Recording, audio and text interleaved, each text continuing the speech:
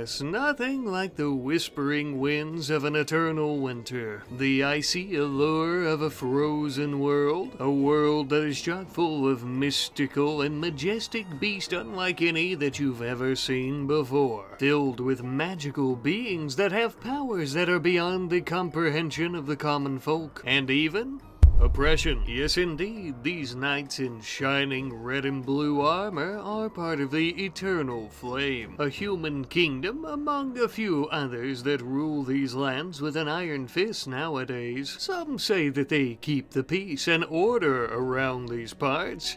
I say that they prevent freedom. The freedom to be who you want to be, who you are, who you were born as, led by what I would consider a tyrannical queen. Queen Snowdrop, that is. She took the throne when she was just a wee little lass after both of her parents were killed by elves. She and her sister conquered them about 5 or so years after she took the throne. Many of those elven kingdoms still exist to this day, but they are not what they once were. She also took the elven crowns, melted them down with her parents, and made her own. Wielding her father's dragon bone sword, she is a force to be reckoned with, but so am I. Hi there. The name's Pluto, and I am a unique individual. And by that I mean I'm a necromancer. Okay, so maybe my whole spiel earlier about uniqueness and individuality and getting to be who you are, which the Eternal Flame won't let you do, is because they outlawed necromancy. And so I've been forced to practice in secrecy, having to dig through graveyards and nearby villages and towns in the dead of night when nobody can see me. But hey, it's not my fault. I was born a necromancer, for God's sake. Regardless of my reasoning, though, in this land I will build my very own fortress, my very own house and kingdom that will stand the test of time against the Eternal Flame, where necromancy not only will be allowed, but it will be commonplace. Well, I suppose we should get started. We have a lot of work to do. Not far from where I plan on building my kingdom was a lot of ancient wreckage from a war long since past. Resurrecting the dead footmen here and their remains would only result in a few hand bones moving around, so I'm afraid they're useless. But their wagons, on the other hand, yield some wood, which I might find useful. There's just something poetic about a necromancer like me building her home out of ancient war wagons that caused death everywhere they went. There's probably something sophisticated and fancy I could say about that, but I'm afraid it escapes me at the moment. Nevertheless, my cabin is complete, though it is currently lacking something crucial, a heat source so that I don't freeze to death. As you could imagine, in a place like this with an eternal winter that never ends, heat is quite a needed commodity, one could say. Now don't get me wrong, the irony of a witch out in the woods in some cabin isn't lost on me here. I know I look like the bad guy here, but it's the best I could do, and to be honest, I kinda am. But even bad guys gotta eat, and I am absolutely famished. Luckily, out in the woods was a snow hare, one that was small but plump, and I could plant my pickaxe right between its eyes. Time for dinner. I took it back to my cabin where I could clean it, and that way I could start prepping it to be turned into a proper meal. I made myself a hearty hare stew that evening, and let me tell you, it was delicious. No bread, no vegetables, no seasoning, no taste actually. Perhaps I was starving. As I ate inside, all the wildlife would clamor around the small bits of fat and meat from the hare that I butchered, eating their fellow critter without a care in the world. Such a desperate existence we all share. After I filled my belly, it was time for some shut-eye. I know, this slab of log that I fastened into a makeshift bed doesn't look comfortable. Well, that's because it's not. But I will tell you that it sure beats sleeping out in an icy, frosted-over graveyard while you've been out all night trying to dig up somebody's loved one to fight in an army. TMI? Okay, as I lay there warm and cozy next to my fire, the whispering winds of winter whisked me off to sleep.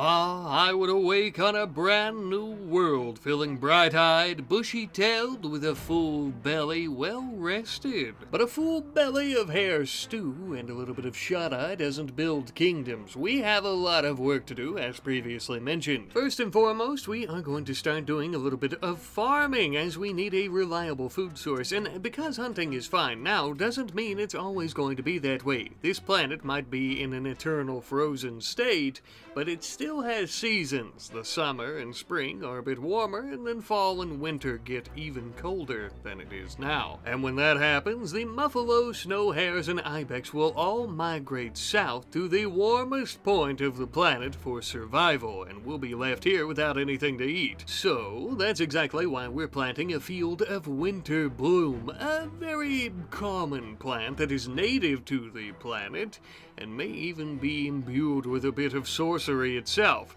But the important part is that it's edible, and not only that, it tastes quite good. As we were sowing our plants, we had a mad snow hare coming right for us, most likely upset about the fact that we ate its sibling last night.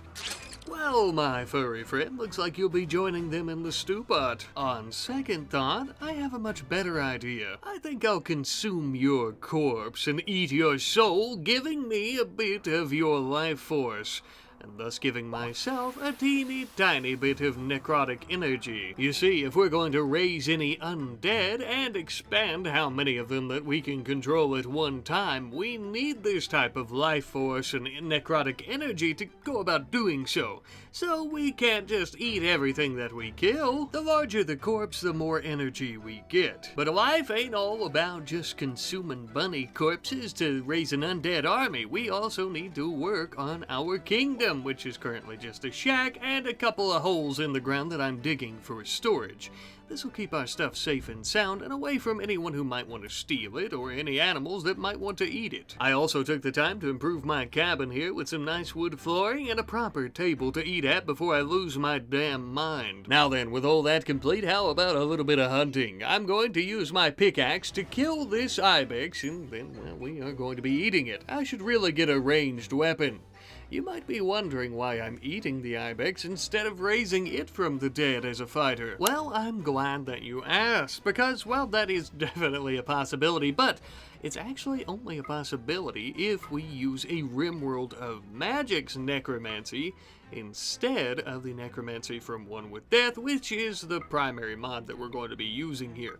I apologize if this takes you out of the immersion a bit, but I felt like I should probably explain in case you guys think that I'm just like a crazy overpowered Necromancer from the get-go using both mods simultaneously. Even though it is possible this one is going to be eaten though, not only because we're hungry, but also for revenge, because it's been eating our winter bloom crops. Stupid little bastard. I'm gonna get my payment of food back one way or another. Ironically though, after this we ended up having a couple of donkeys joining us here. Whether they're lost or abandoned, or they were probably part of some type of farming trade caravan that's been ambushed, I'm just happy to have them here with us. They'll be perfect for helping me haul things when I decide to go out and trade in a few days, and if things get really bad, we could always eat them. Now, given the icy climate and cold conditions, you might be wondering how I haven't succumbed to frostbite even a little bit yet. Well, that's because our garb is actually made up of the material known as cool strand, a textile that has some magical properties of its own and is amazing for insulating. That being said, as temperatures continue to plummet, we are going to have to look into some warmer clothing. Right now it's about 3 degrees in freedom units and 16 degrees in Celsius, which is actually rather warm. Even for a frozen ball of never-ending snow and ice, we do live in a warmer area of the planet, all things considered. So you could only imagine what the northern kingdoms and settlements are facing during these times, even in summer. The southern region is also the only region of the planet with any non-artificially planted vegetation, like crops, of course, in the traditional sense. In the north, they grow giant fields of winterized plants plants like our winter bloom thriving and feeding entire cities, while the more traditionally thought plants like corn and rice have zero chance. Speaking of our region in the world though, we are going to be heading out to our nearest neighbor to do a bit of trading. They just so happen to be a small kingdom of wood elves. Some of those who still resist the influence of human kingdoms. They're normally a bit wary of strangers, but myself being a dark elf, we're practically cousins. We ended up arriving there some odd hours later, hailing the guards at the gate to be allowed in for the bartering. Now we didn't have too much to trade, except for our donkeys, and to be honest with you, having two of them was a bit too many mouths to feed, so we traded one of our donkeys for a nice fur coat. Now returning home, we have less mouths to feed, we are as snug as a bug in a rug with our new cloak, and we've also got a bit of improved relations with the wood elves. They may prove to be close allies in the wars to come. But I'm getting a bit ahead of myself. We still live in a shack in the woods. There's no fighting right now. Oh, actually there might be some fighting. Looks like we have a singular brigand coming with a hatchet to try to chop off our head.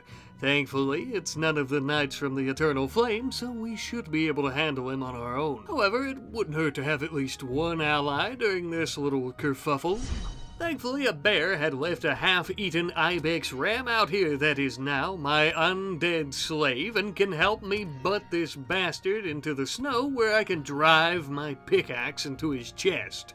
Easier said than done, but eventually it worked. Ah, you poor, sorry old man. I'm sure that you've won many a battle, but today just wasn't your day. Lucky for you, you can continue fighting on. Ah, Humps, we are going to get along just swell, I think. You're going to be my new best friend, buddy. I gotta say, I really like you a lot better like this. Quite the improvement, maybe really even in your looks. And you smell a lot better, at least now you don't have to bathe. Not that you ever worried about that before. Perhaps the largest improvement, though, is the fact that we now have a set of helping hands with hauling, cooking, his little skeleton fingers preparing a nice stew for us, as you can see. And he doesn't even have a needs tab, so he doesn't need to eat, he doesn't need to sleep, he doesn't need anything at all. Obviously, I mean, he is undead. He also retains his combat experience, but doesn't feel pain, meaning that he's the perfect undead killing machine. But make no mistake, my friends, for he is only the very beginning. Oddly, Humps also suggested that we should give ourselves and our little town here a name, which is unusual because all I thought he could say was and Either way, though, I suppose he's right, although for now we're going to call it placeholder, as I would love for you wonderful folks to suggest a name for our faction, as well as what our kingdom should be called. Thank you in advance. Now, speaking of our little kingdom here, it's going to not go anywhere if we don't have any materials to build things with, so we're going to finish off these wagons that need destroyed for their wonderful raw wood and boards, as well as deconstructing some old footmen for their bones. These resources are going to be quite crucial to our expansion, as you could guess. As we were collecting these resources, a black bear started hunting down our donkey, which was obviously a bit of an issue, so myself and my undead Humps here came in and beat it to a pulp. We hacked and slashed and beat it down until it was a sorry sight on the ground. Now, I have compassion and empathy for all of nature's creatures, and that's why I killed it and then resurrected it as a zombie bear. Plus, this way I could ride it around and terrorize my enemies during battle. He was the perfect war pony. So we came out of the situation with a new zombie bear, and our donkey didn't even get eaten. So, pretty good, I'd say, win-win.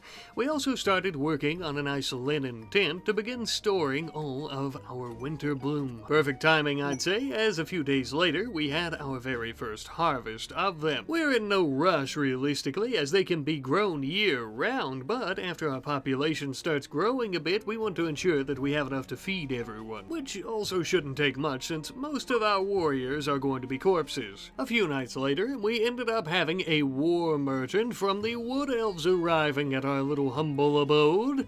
Time for a bit of bartering. I was tickled plump pink to see them, but also to see how affordable their weapons were, like a nice elven bow. Oh mama, I had been holding out for one of these for quite some time, as they are much more effective than anything that I could have made on my own with the materials here. Finely crafted and tuned, just as our ancestors have taught us for a millennia. With a new weapon to defend myself, I think it's about time we started building some proper defenses around our little cabin here and our little campsite.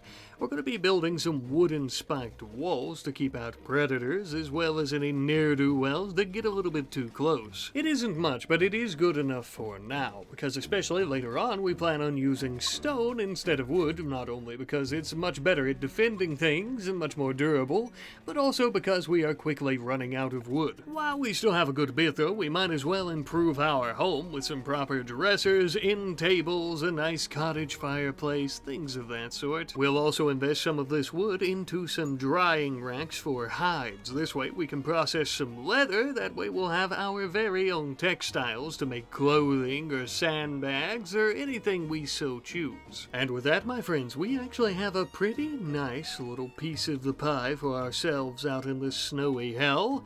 It isn't much, but it might just ward off any threats or anyone who might be looking to try to rob us. Most people aren't coming here because they know we're a necromancer.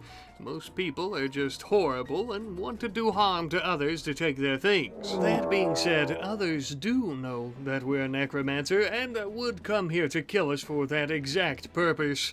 Like the hunter and his husky. Not a normal hunter though, this is one of the Eternal Flame's necromancer hunters, roaming the lands, greasing palms to find the location of my kind to eradicate us.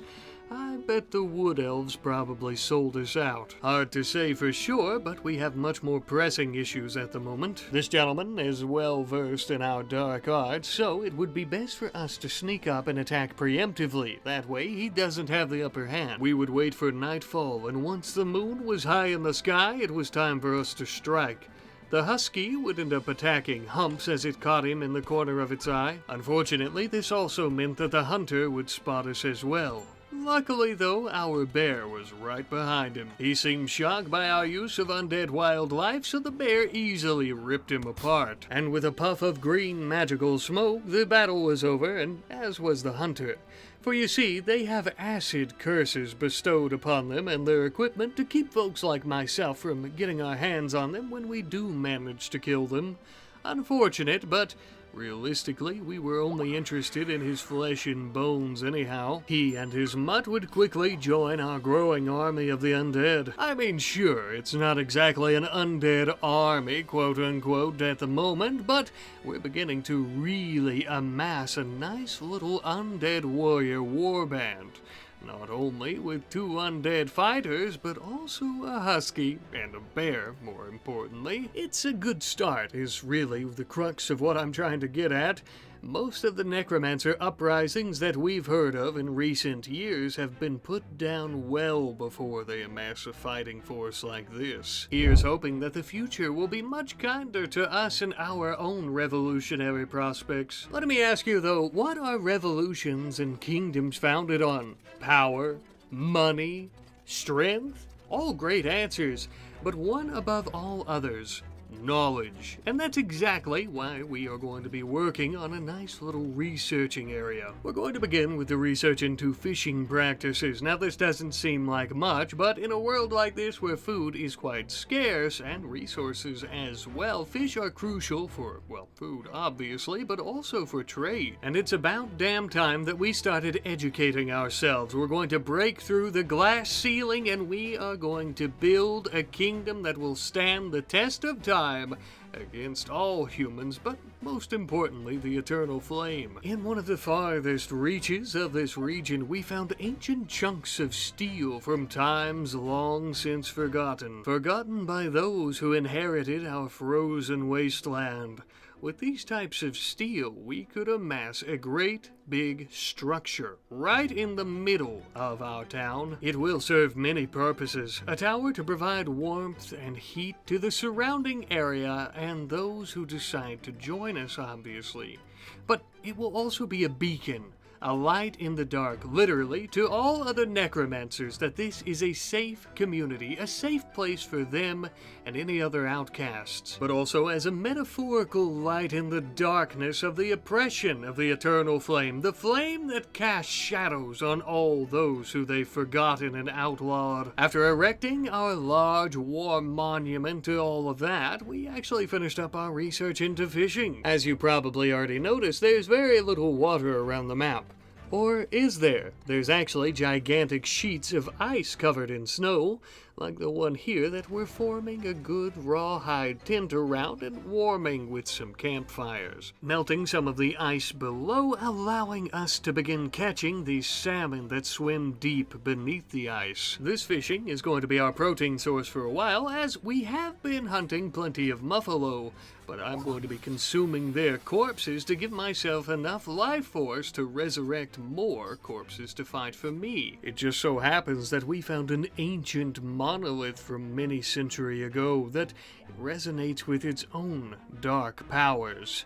We won't be messing with that for now, but some of the corpses that were around it will now be joining us. I would have questioned these corpses about what this monolith was and what they knew about it, but they are ancient just as well, and any vocal cords or manner of speaking they had rotted long ago. But either way, they were quite useful. As you can see, I don't really have to do any hauling, or butchering, or cooking, or anything for that matter, as they have it handled. These undead slaves were good at basically everything, including mining out small mountains. That way we can get a shit ton of stone chunks, and they were even good at cutting those chunks into blocks. Most of this was sandstone, which was quite unfortunate, as it isn't exactly the most durable stone, but it's better than using the wooden spike fencing, so we'll have to make do with what we have. With such a large war party and a growing community, I think it's time that we erect our own banners. We will all gather beneath the mighty crow, the perfect representation of our dark, yet clever manner. There's probably also a pretty decent joke in here about murder, you know, like a murder of crows. Okay. We also started mining out large veins of iron ore and collecting it, as well as some magicite that came out of it as well. Magicite's going to be absolutely perfect for any spells or scrolls or anything that we plan on creating, but also the iron's going to be pretty great for just making swords and daggers to stab our enemies to death. Once we finish our research into smithing, that is. Until then, I suppose maybe we could throw it at them? I don't know. As we're working on that research, we're also going to be building an actual blacksmith building. That is going to be our very first structure that is created solely out of stone. Wood would have been fine in some areas, but given how much fire they're going to be using here to create weapons, I don't want anything to burn down. Plus, with the city not yet being walled in at all, I don't need the eternal flame coming and then lighting all of our places on fire. Until we finish up that research, though, we are mostly going to be doing some taxidermy in here to really liven and beautify up the place. Nothing like a nice muffalo head staring at you while you lie in bed to get your day started. However, our work would be interrupted when we intercepted a carrier pigeon. It was a deserter from the Eternal Flame, requesting aid from us. We advised him to approach with caution, otherwise I would unleash my undead horde. He put away his weapons and began begging for assistance. Apparently, he was a sympathizer to our cause, and for that, his allies were going to end his life and/or imprison him, which he wasn't too interested in. We couldn't be sure if his words were true, but perhaps our trust in him might not be misplaced. A group of the Imperials from the Flame arrived some odd hours later, hunting him down. A couple of the Royal Guardsmen. Perhaps this is true after all. If he's willing to take up arms against them with us, that will really prove his credibility. They don't just send these guardsmen after anyone. Almost makes you wonder what he did that was so bad. Perhaps worst of all, the royal slave known as Mourncow was with them. Known as the Queen's most loyal elven slave, she also is one of the most deadly, as she wields a lightning wand, and herself is a bright mage capable of incredible light power and manipulation. This fight will not be easy. but perhaps we can overwhelm them with our numbers. If we split up and somehow get her away from the guardsmen, we might be able to come at her all at once. Our first and largest group would deal with one of the guardsmen all by our lonesome, and funny enough, he was actually pretty easy to take down. The second was right next to our sorceress, and we were coming right for him as well. Thankfully, if you stab enough times in the armor, you can get through the soft bits, and we ended him too. We quickly surrounded Moincow and a large group of the undead, beating, bashing, and gashing her. With one final blow, the powerful elven slave was no more, although her time as a motionless cadaver was short-lived. I resurrected her, and now she is a moving cadaver. Ah, Moincow, you were so pathetic in life, submitting to humans, being enslaved by them. You couldn't serve your elven ancestors in life, but now you can properly serve them in death. Ah, I bet the old King Rosh is rolling in his grave right now. That's an interesting turn of phrase. Well, it should be noted, though, that even though Moincow has been resurrected properly, she has been nerfed a bit. In death, her powers are not near as powerful. The reason being that magic normally relies on life force, and since she's no longer alive, I think you see where I'm going with this. She no longer has access to her magical arsenal, at least not fully. But she'll still be quite useful in battles to come and serve us well, I'm sure. We also resurrected one of the guards, the one that still had their armor. The other, I'm going to consume their soul and their body for necrotic energy, as well as one of the ancient corpses we resurrected previously. We can't really resurrect any more humans at the moment. Looks like our powers could use a bit of training. Nevertheless, we have really formed quite the undead fighting force. Many undead warriors, a new human with all the know-how of the Eternal Flame and their tactics, a couple of undead animals, and most importantly, one of the most powerful elven bride mages who has ever lived. Though she is quite a bit weaker, this is still an amazing start. We might just survive this oppressive persecution yet. See you next time.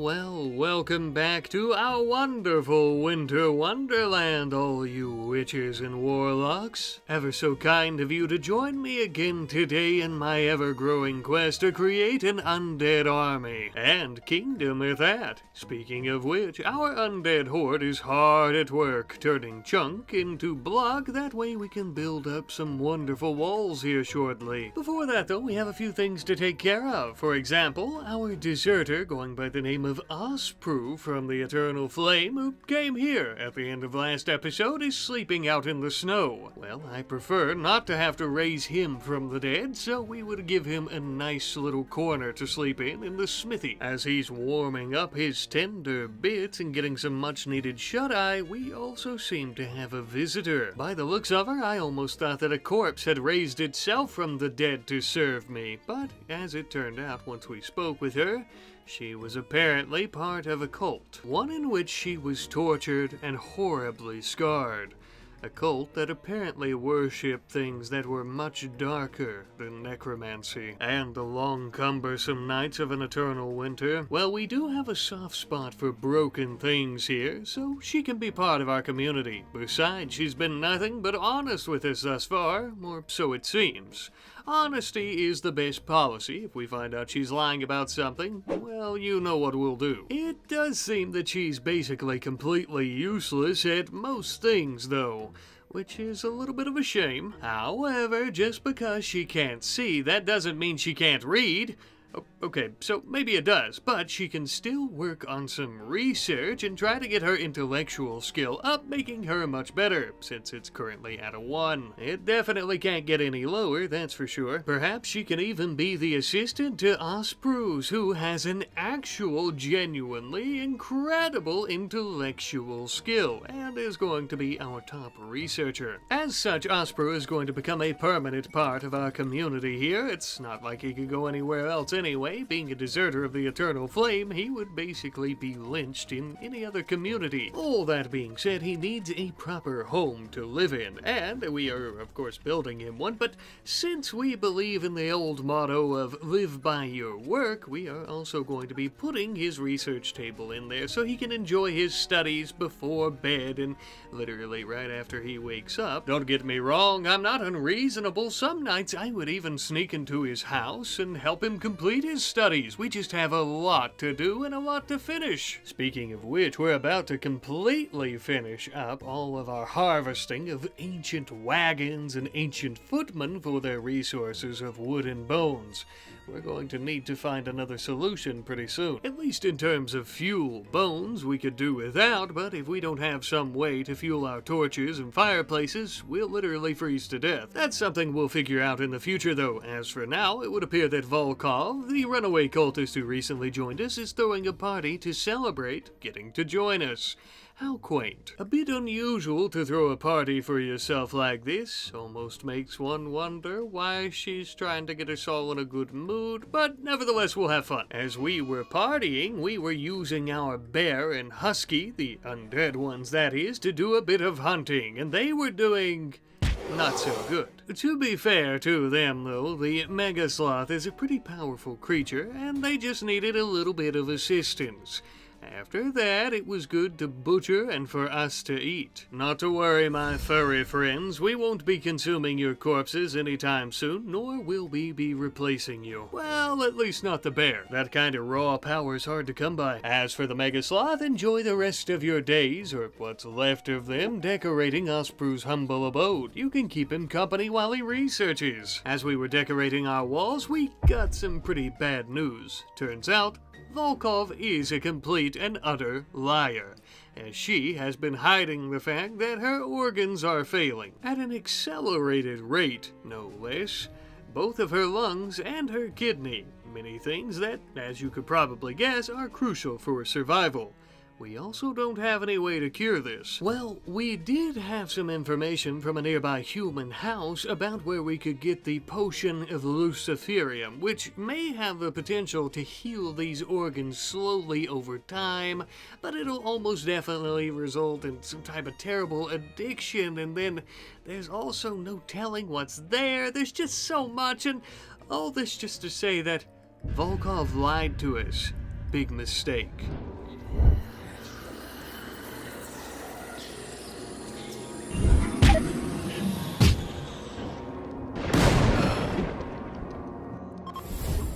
Ah, there she is. Look who's finally awake. Volov, you silly little goober. You should have never lied to us. Sorry about having to kill you, but welcome back. Back to the land of the living as my eternal undead servant. Ironically, she is actually a much better undead servant than she was as a living person, because after resurrection, not only does she regain her ability to see somehow through the powers of necromancy, but it also looks like her stats have been slightly increased.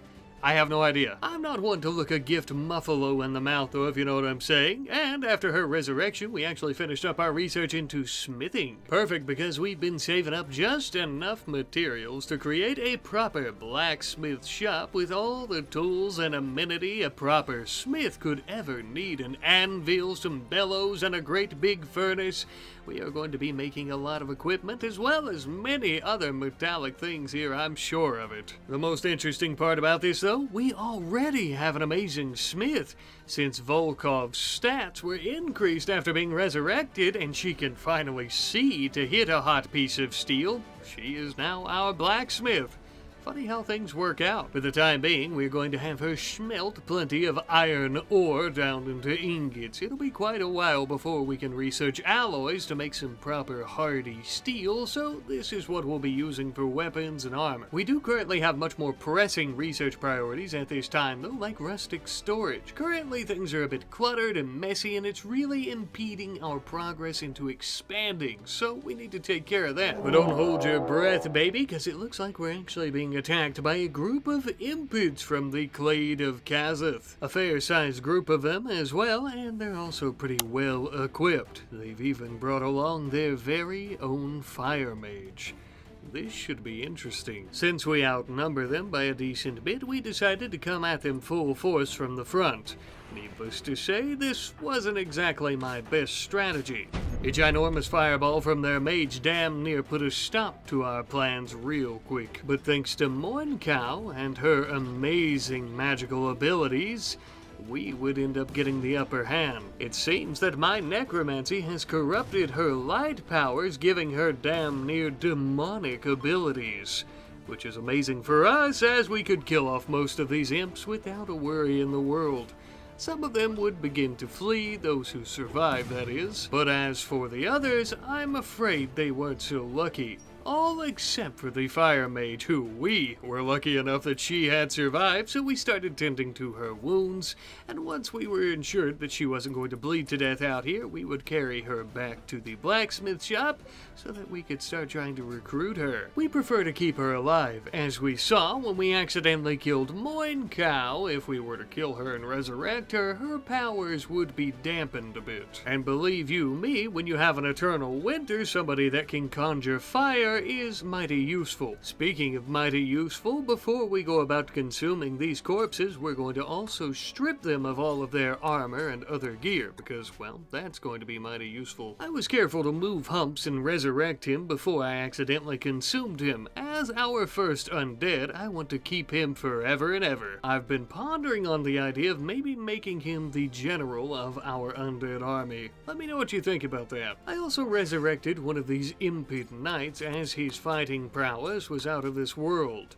and I consumed the other corpses, including one of our unnamed undead we got last episode from around the monolith, I think. Not really anyone important. It's odd that we would get so much useful gear from the Impids, because up until recent years, they weren't even a proper house. They were just tribespeople who were barely smithing any type of armor on their campfires. Just goes to show you, you can really find a diamond in the rough sometimes, and as you can see, our undead are finally getting some proper weapons and armor. This will help us out significantly in the very near future. Just a real shame that I couldn't equip any of these new weapons and armor onto our undead animals, as they went on a massive hunt for an entire muffalo herd. It took them all night, but by morning I would arrive, consume all the corpses, and bring our husky back to life. I only mention this because it was a major increase to my necrotic energy, which I would need to raise undead and to increase my capacity overall. We also finished up our research into rustic storage, and the first place that we're going to begin implementing this is inside of our blacksmith shop with a nice big barrel of iron ore and some coal. We need to start mining some coal, as it's going to be a great alternative fuel source to wood, which we also use for other things. Speaking of which, we're going to start working on the research into basic cooking so we can start looking into other alternative ways of cooking that's going to help us out with not wasting materials and food. Between all this hunting and researching and fighting and killing, we would also make time to work on a great big wall to our east. This is going to be the very beginning of our defensive perimeter around what is hopefully going to be our undead city at some point. Walls are great for keeping people out and also for keeping us safe inside. Every great house and kingdom has them, so building our own is going to give us the foresight and knowledge of maybe even how to destroy other people's efficiently and effectively. We finished up that basic cooking research, and now we're going to start working on stews during this time, which isn't going to take us very long at all. Something much tastier than stew, though, are the souls of a bunch of beavers that we killed, increasing my necrotic energy by a lot. With power like this, we might be able to resurrect a great big beast like a dragon or a troll. Hello there. This ancient fellow has an insane healing ability and strength that is absolutely off the charts. I had to have him for my undead armada. Naturally, the only course of action here was for all of my minions to gather around and start taking turns stabbing him. He did really have an incredible healing ability though, because he was healing from these wounds as we were chopping into his flesh. After a while though, all these beatings and Moingal's magical prowess were enough to subdue him. And I was finally ready to welcome him into our ranks. As the great beast lay there on the snowy ground, I used my powers to resurrect him. But he began to attack me. Highly unusual. My theory is that the troll's healing ability seems to repair the damage done to its brain during the fight, causing it to go mad and try to attack us. Then it collapses in a rage and dies. I'm not exactly sure as to why, but perhaps my necromancy skills are not yet powerful enough for such a beast. Truly a shame, but at least we could steal his soul, making us even more powerful, now giving us the ability to expand our necrotic capacity. Strangely though, this didn't increase how many undead I can control, and then I realized that we actually need to go about studying the ways of necromancy to do that. I know, it seems very simple when you put it like that, but here's the problem. To go about researching the deeper learnings of necromancy, we need to acquire a green crystal that we can study. To go about making a green crystal, you have to have the research unlocked. It looks like we're going to have to find one somewhere else. We did end up finishing that research into stews, and I know this is boring, but the reason I did this is so that we could make bone soup. Since we're hunting animals, we're really not getting to use all of their body parts, which is quite wasteful, and that doesn't seem like something a necromancer would do, now does it?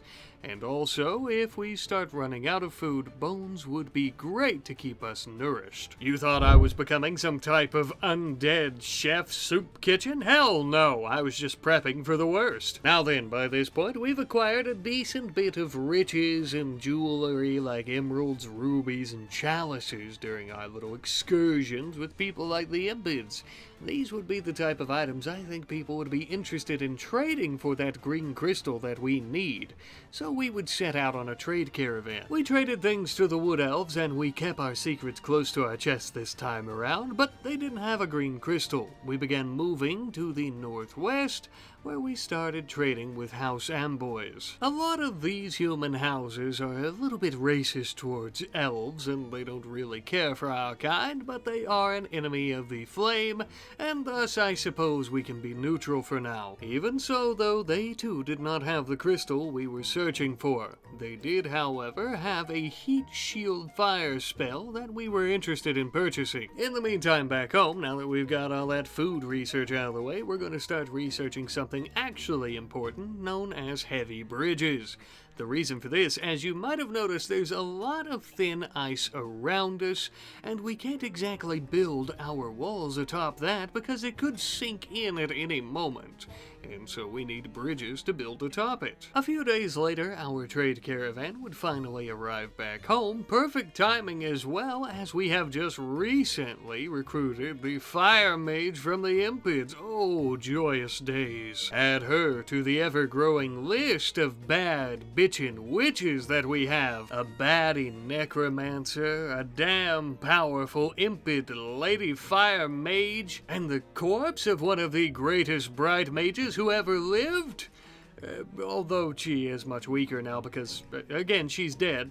I digress. We wasted absolutely no time allowing our new magical compadre to learn that heat shield spell. This would be cast in a large area around her, meaning that if we have all of our soldiers around her, all of them will get a major heat resistance. This is perfect because fighting people like the Impids, we can no longer be lit on fire. Or if we can, we shouldn't burn to death. I think it's about damn time we start practicing smithing some armor, too. Sure, it's great getting all of our armor and weapons from people that we kill, but that might not always be a reliable way of doing things. We're starting off with some iron chainmail for Pluto, that way nobody can get an arrow into her decrepit, shriveled heart. We're also going to be using iron in other ways though as well, like in this grand dining and cooking hall that we're making. We'll be using iron for a large kettle to make stews and soups. Yeah, you really thought that research earlier was wasted and useless and dog shit, didn't you?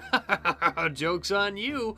Now we can make, now we can make soup. Jokes aside, this is going to be a great place for all of the folks who live in our community to dine with one another, get to know one another, and to become brothers and sisters in arms under a blood moon. Or something like that. Now, what if I were to tell you that we finished that research into heavy bridges? Would you believe me? Well, I hope so, because we did. And it is now thanks to these little engineering marvels that we can build some new buildings throughout the town without the fear of them slipping through the ice into the cold, frozen depths below. You could probably tell, but I'm going to be doing our towers in the center of the town and the streets, while we're going to have our buildings expanding outward from that. One of these two new buildings is going to be a butcher shop, where we're going to be storing all of our meats from our mighty hunts during the spring and summer months.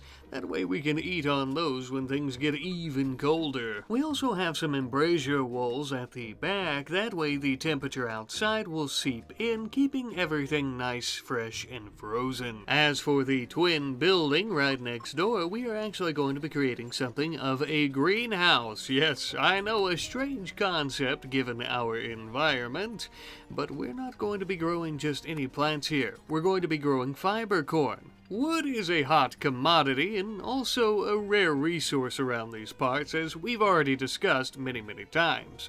So, growing the fiber corn here, though it's not exactly worth it in terms of our fuel sources for heating the building, if we start swapping over to coal, I think it might just make it worth our while. At the very least, growing this fiber corn will help us offset the cost for growing it and slow down our depletion of wood in the region until we can get the kingdom off the ground to the point that we can start buying our own. Or perhaps when we set up some wood farms in other regions of the world, as I do have the Empire mod added to this mod list, and I plan on doing some pretty major expansion in the end game of our empire here, assuming we make it that far without the eternal flame stomping us out. No pun intended. And as I gaze out at our sprawling community here, I regret to inform you that this episode is actually being recorded before the first episode releases, meaning that I won't be naming it this episode either. But come next episode, I will have already searched through all your wonderful name suggestions for the community and our faction, and I will be doing some naming, so don't forget to comment on this video as well if you didn't on the last. I must say that by this point, I've realized hunting is a lot easier if I don't even bother going out after the animals, because of the scarcity with the food in the region. They actually come to our little humble garden here to try to eat from it, meaning that we get twice the amount of food. Being the animals and the food that they didn't get to eat, you know what I'm saying. Stuffing our butchery with big, bloody steaks that will keep our guts full for the months to come. Winter bloom plants are fine in a soup, don't get me wrong, but it's kinda like eating lettuce versus eating a ribeye steak. Practically different worlds. But enough about food, for we have more important matters. You see, a visitor from the nearby Wood Elf colony has told us of an eternal flame outpost just to the northwest of here, and rumor has it that a very odd green gem had been collected during tax season this cycle. Sounds like we need to go collect our taxes, if you know what I'm saying, for I think we finally have a fighting force that can take on the flame directly on their own territory. No more hiding in the fog.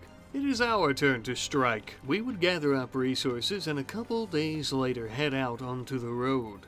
Thankfully, this outpost wasn't too hard to spot. Oh yeah, that's a tax collection settlement if I've ever seen one. Stone walls with torches, fires, and braziers filled with precious wood. Well, you have to give it to them. The flame sure knows how to make an impression. Their first line of defense were two guard towers at the entrance with riflemen and crossbowmen. If we can somehow manage to overwhelm them and make it through their gates, then we'll be dealing with the meat and potatoes of their forces that are guarding the main building. This would be where they conduct their affairs in the region, where their soldiers sleep, and more importantly where they keep their treasures, just where we want to go. Before we would even set foot on the frozen cobbled path, we noticed a grisly scene at the entranceway.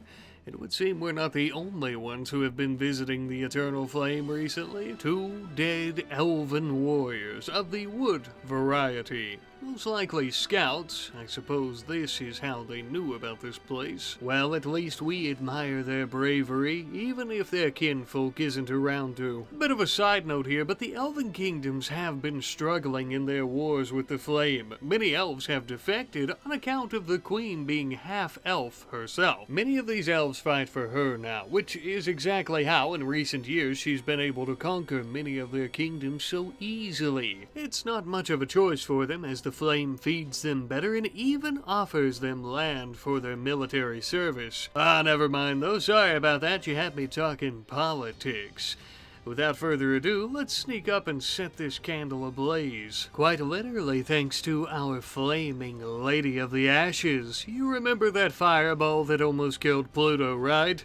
Time to put it to good use. We slung a massive fireball at the guard towers, killing one of the elven crossbowmen. With the other one discombobulated and freaking out, a nice lightning strike from Moincow would finish him off. Hearing this earth-shattering disturbance, the brunt of the forces would start coming our way. Musket balls and crossbow bolts whizzing by our heads as we worked to break down the gates, as well as breaking the bones and spirits of their guardsmen. Many of these guardsmen were in shock to see the undead corpse of Moincow wandering around, but even more shocked to see that she was trying to murder them. This shock wouldn't last for long, though, as her hellish abilities would literally rip them limb from limb. Well, if it isn't the tax collector herself. Personally, as someone starting my own kingdom, I see no problem with taxes. But I have a feeling the people will rejoice in your death. I know I'm feeling better already. It seemed like the coast was clear, and as we began adventuring and exploring throughout their barracks, it does indeed seem that we've killed all the guardsmen. Not a single one escaped our mighty justice. Nice digs. Maybe we'll take some of this furniture home with us. Out back in their storage depot, we also found some useful things, like plenty of meals that taste like the finer things in life. A good bit of silver, no doubt the taxes they've been collecting, with some delicious goat milk. But most importantly of all, a green crystal reverberating with power, as if it were calling my name. Looks like we finally got what we came here for. However, before we leave, I think we should tidy the place up a bit. What a waste it would be to let all these souls and flesh and bone freeze out here without being put to good use. Even our wood elfkin could join them in their higher purpose of becoming fuel for my internal fire. Don't worry, I didn't forget about that sweet-ass furniture nor all the weapons that we were about to leave behind. No, we would end up bringing everything that we could back home with us. Besides, it's not going to do them any good anymore, is it? We would eat their soups and porridge as we sharpen their blood-stained axes to be used against them. Perhaps I should send my regards to the Queen for equipping my undead with such worthy weapons and armor, fit for royalty. After getting all the new gear and stuff unloaded, Vikrov ended up throwing a party to celebrate our great victory. Now that's a celebration I can get behind. Perhaps we should create a holiday. Let me know what you guys think, and if you'd like for me to, over our first victory of the Eternal Flame, what should we call it? We would also begin decorating our halls with their fine candle holders and their urns, as well as all of our homes with their nice fur beds, much more comfortable than the wooden and bone ones that we had constructed on our own. Absolutely perfect for some much needed rest. Trust me, they've really earned it this time. It's not every day that you defeat some of the finest marksmen and toughest knights in all the land. Speaking of which, would you take a look at our little undead army growing stronger every day, not only in numbers, but equipment, as previously mentioned. Each of us now wielding some type of bladed weapon, a crossbow, a bow and arrow, or a rifle, or even in some cases, one of each. Starting to feel like we have too many weapons and not enough soldiers. More on that in a moment. For now, we have to prioritize our defenses. No doubt the Queen will be hearing of our little attack very soon, if she hasn't already. We need to make sure that we are ready. An invasion by the Flame is not only inevitable, but it is imminent and ever-present. Especially since Moincow never returned back home, the Queen will be sending her very best. And we need to ensure that when she does, we're ready, not only in terms of defenses, numbers, training, and equipment, but also in our own necromancy powers. It's time that we begin studying the crystal.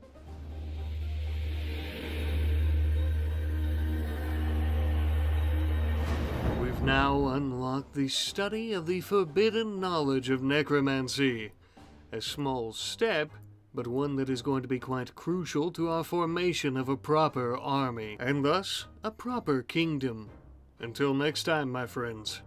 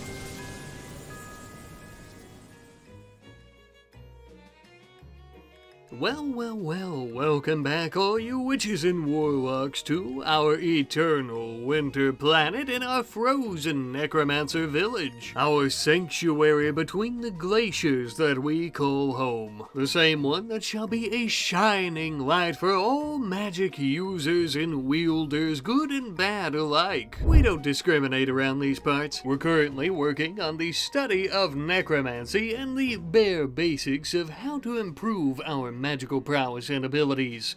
It would appear that we finished it. It looks like we should be able to consume a undead corpse that is currently alive because of our magic, and this will actually convert its soul into a crystal. Or what's left of its soul, I suppose. We'll be testing this out on Valentina. I think that he or she were one of the corpses that we found around the monolith. I don't remember, so that means it's okay to do because they're a nobody. Here we go. Well, that was fun, but more importantly, it was also effective, although I don't think I'm going to use this as my main way of getting crystals because I don't want to destroy my fighting force. These crystals are going to be quite crucial for our next research project, which is control expansion. Essentially, we're going to be finding out how I can increase my power to the point that I can control an entire undead army. It will be a slow process to build up to with a lot of training and studying, but eventually we will achieve it. In the meantime, we're also going to be planning out our city's walls and defenses. We need to try to encompass ourselves with some large sandstone walls. That way our enemies just can't waltz in anytime they feel like and attack us. And if they are going to attack us, we'll ensure that they have to come through how we want them to, right in the palm of our hands. But enough planning, let's begin putting these plans into action and properly starting some construction. Though this process is going to take quite a while, I don't think it'll be all that difficult to do. Now, sandstone isn't exactly ideal as a material for defensive walls, but it is the most abundant that we have in the area, as I've previously mentioned, so it's what we're going to be going with. I don't think defending the city is going to be that big of a problem, though. This is mostly just for our human enemies, those without any magical abilities or great big armies and weapons or mythical beasts or anything like that. And someone like that really wouldn't care if our walls are granite or sandstone, they would bust them down all the same. As we were working on this mega construction, we finished up that research into control expansion. Here's the thing though, no one has ever controlled an undead army. This is a theoretical concept. These are uncharted waters, and we are going to be pushing the bounds and limits of my power. Meaning simply that I'll need to craft and cultivate my own theories to go about increasing this limit and to continue pushing it. And my studies are going to require some more crystals and also a little bit of human leather. Yeah, you heard me correctly. Let's see here. So, to become a more powerful necromancer, we must kill, gut, and ultimately skin another living conscious creature. Perhaps you can see why the Flame is keen on keeping it illegal.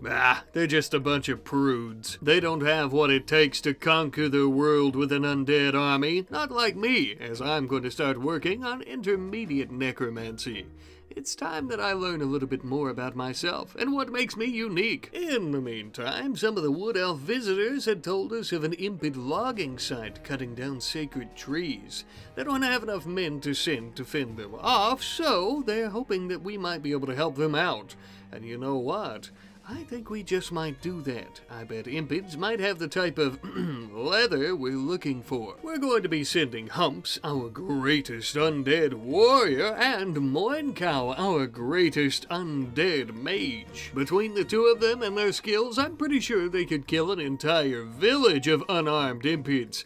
I think a couple armed ones logging at a camp shouldn't be much of an issue. I would send reinforcements with them, but I don't think they'll need it for one, as I mentioned. 2, we need them here to work on the wall, and 3, I don't want to send anyone like Pluto, because if she dies, this whole damn thing falls apart. Literally, because without Pluto, all of our undead would return to the dirt. Now then, they'll be traveling for a few more days. Back home, our donkey is starving, and I have just the solution. I can't believe I didn't do that ages ago. What's that? No, you silly goose, don't worry, we're going to bring him back to life.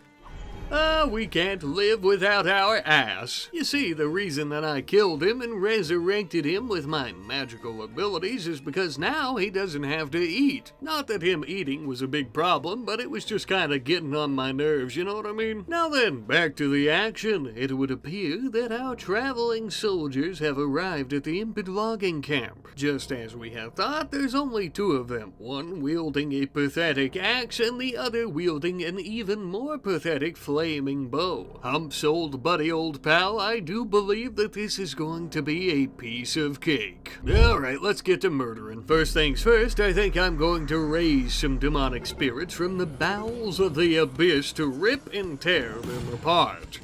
That seemed to work pretty good. The other fella was pretty smart and decided to run right towards us. Actually, he might have been pretty dumb. A few lightning strikes from the old wand, and he was also down for the count. Alright then, now something you might not know about old Humps here. He's not only one of the greatest undead warriors that is, well, not alive, but you know what I mean. He's also quite the skinner. Ironic that we're also using their own wood from these sacred trees they've been cutting down to disembowel and butcher them. Absolutely diabolical, and I love it. I know what you're thinking, okay? Now the recipe calls for human leather. These are Impids. Yeah, tomato, potato, close enough, right? Probably. They had a lot of cheese here too, by the way. Not that that's important, but I bet it's gonna taste pretty good. Impid skin, cheese in hand, and some wood on our backs, I think it's time for us to head back home. Speaking of, as the two of them have been out on their little adventure, we have made some pretty significant progress to the walls all around the city, as you can see.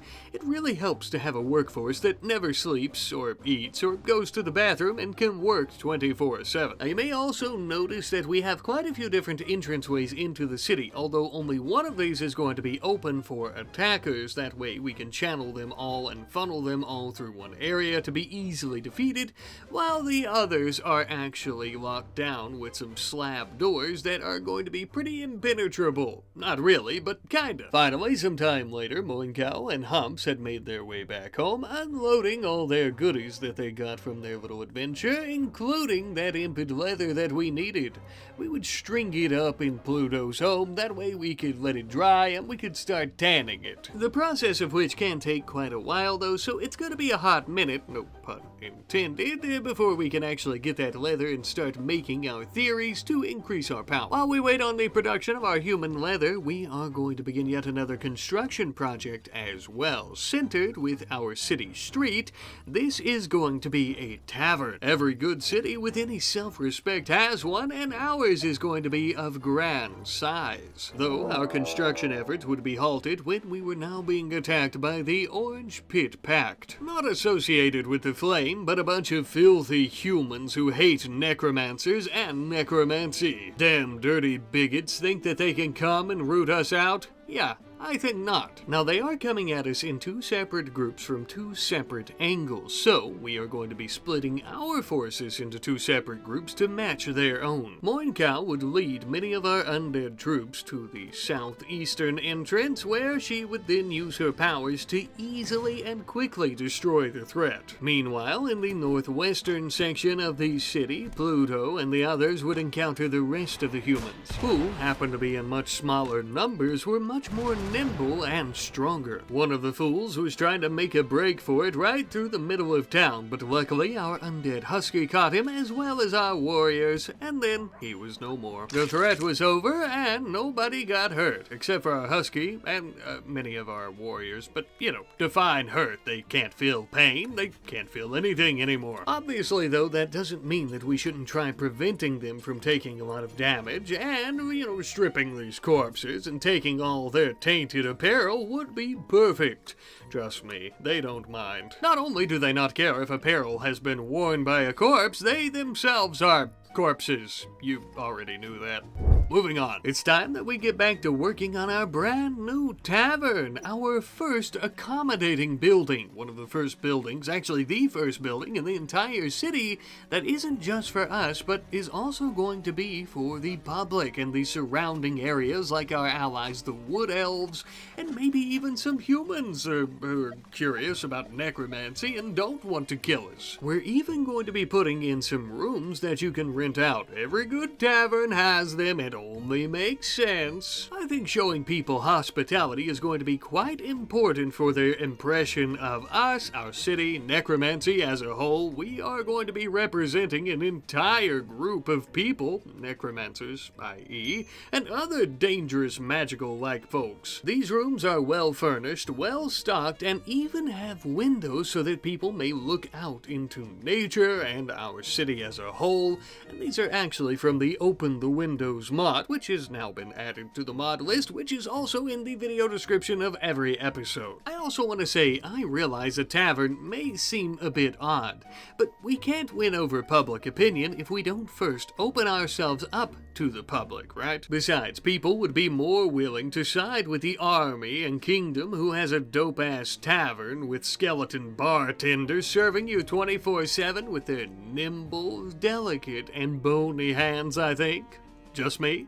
Okay, but what about a name for the tavern? Well, I would ask you guys, but we already have a great name suggestion from our friend Alex Wolfie 9519, with the name being the Laughing Coffin. I'm a huge fan of this name. It's absolutely perfect, really fits the theme of what we're doing, and I think it encompasses just how wonderful of a place this is going to be, not only to open us up to the public, to let others see what we're like, but also a great place for other necromancers and powerful magical beings to sit and converse, enjoy meals and ale, and okay, I'll stop rambling, but I'm just daydreaming about how cool this is. Sometime later, we finished up our research into intermediate necromancy, giving us a bit more control and power that we can actually imbue into one of our undead if we so choose, something we might look at in the very near future. With that under our belts, we're going to start looking into necrotic healing, giving me the ability to heal any of our undead warriors as well. Our human and or Impid leather has finally been tanned, also giving us the ability to begin constructing our theories of expansion. Finally, the very first has been created, and it's time for me to do a little bit of studying. It would seem that creating one of these and studying it will increase our ability to control the undead by 1. Now, this isn't too big of a deal because we only need jade and human leather to go about making these, of course, but it does mean that this is going to be a pretty tedious process and is going to take a while. And since we need to sew together many more of them, I suppose it's a good thing we have some fresh corpses to butcher. Ah, the members from the Pit Pact, as I recall, preserved by the freezing temperatures. Good news for the Impids, it looks like it's going to be a moment before we have to ransack another of their logging camps. We're also going to be stringing up their flesh in our tavern to be dried and tanned. We don't want people to get the wrong idea about who we are now, do we? I will say that it seems raising an undead army is going to be a little bit harder than I initially suspected, given the fact simply that it just takes so long to be able to increase our limitations, but that's quite alright, I suppose. We have plenty of learning to do in the meantime about becoming a leader, and also plenty of constructing and building for our city. At one point, though, we had a great big dire wolf coming to hunt one of our undead for its rotting flesh, and we ended up killing it with a spike trap, but this made me think. We might not be able to have an army of undead people and impids and elves and blah blah blah, but what about animals? Well, with the mana that we use to resurrect and control undead animals being separate from that of other living conscious creatures, we could theoretically raise an army of these undead beasts with very little trouble, with the hardest part really just being hunting down these animals or finding their corpses. Luckily, these temperatures preserve them. Ah yes, these bloodthirsty beasts are in pristine condition, and if nothing else, of course, our warriors could ride them into battle or use them as some type of attack hound, but for now, we'll have them guard the city entrance until they're needed elsewhere during an attack or an uprising or whatever we need them for. By this point, we finished the research into necrotic healing, which was pretty sweet, and I also decided to give myself an undead champion, as we previously mentioned and learned with our intermediate necromancy, essentially making one of our undead minions much more strong and powerful and just much greater than they already are. And who better for this champion position than Humps himself? As I've mentioned in the previous 2 videos, I plan on giving him some type of special role in the army, though I'm not positive on that just yet, although it would seem I'm not the only one that's taken quite a liking to him as well. Alright, old friend, here we go. Humps, you are looking different. You haven't looked like this since I slaughtered you out in the snow that day. It would seem that my magic has even restored your flesh. You are looking dapper, lad. I think a thanks is in order.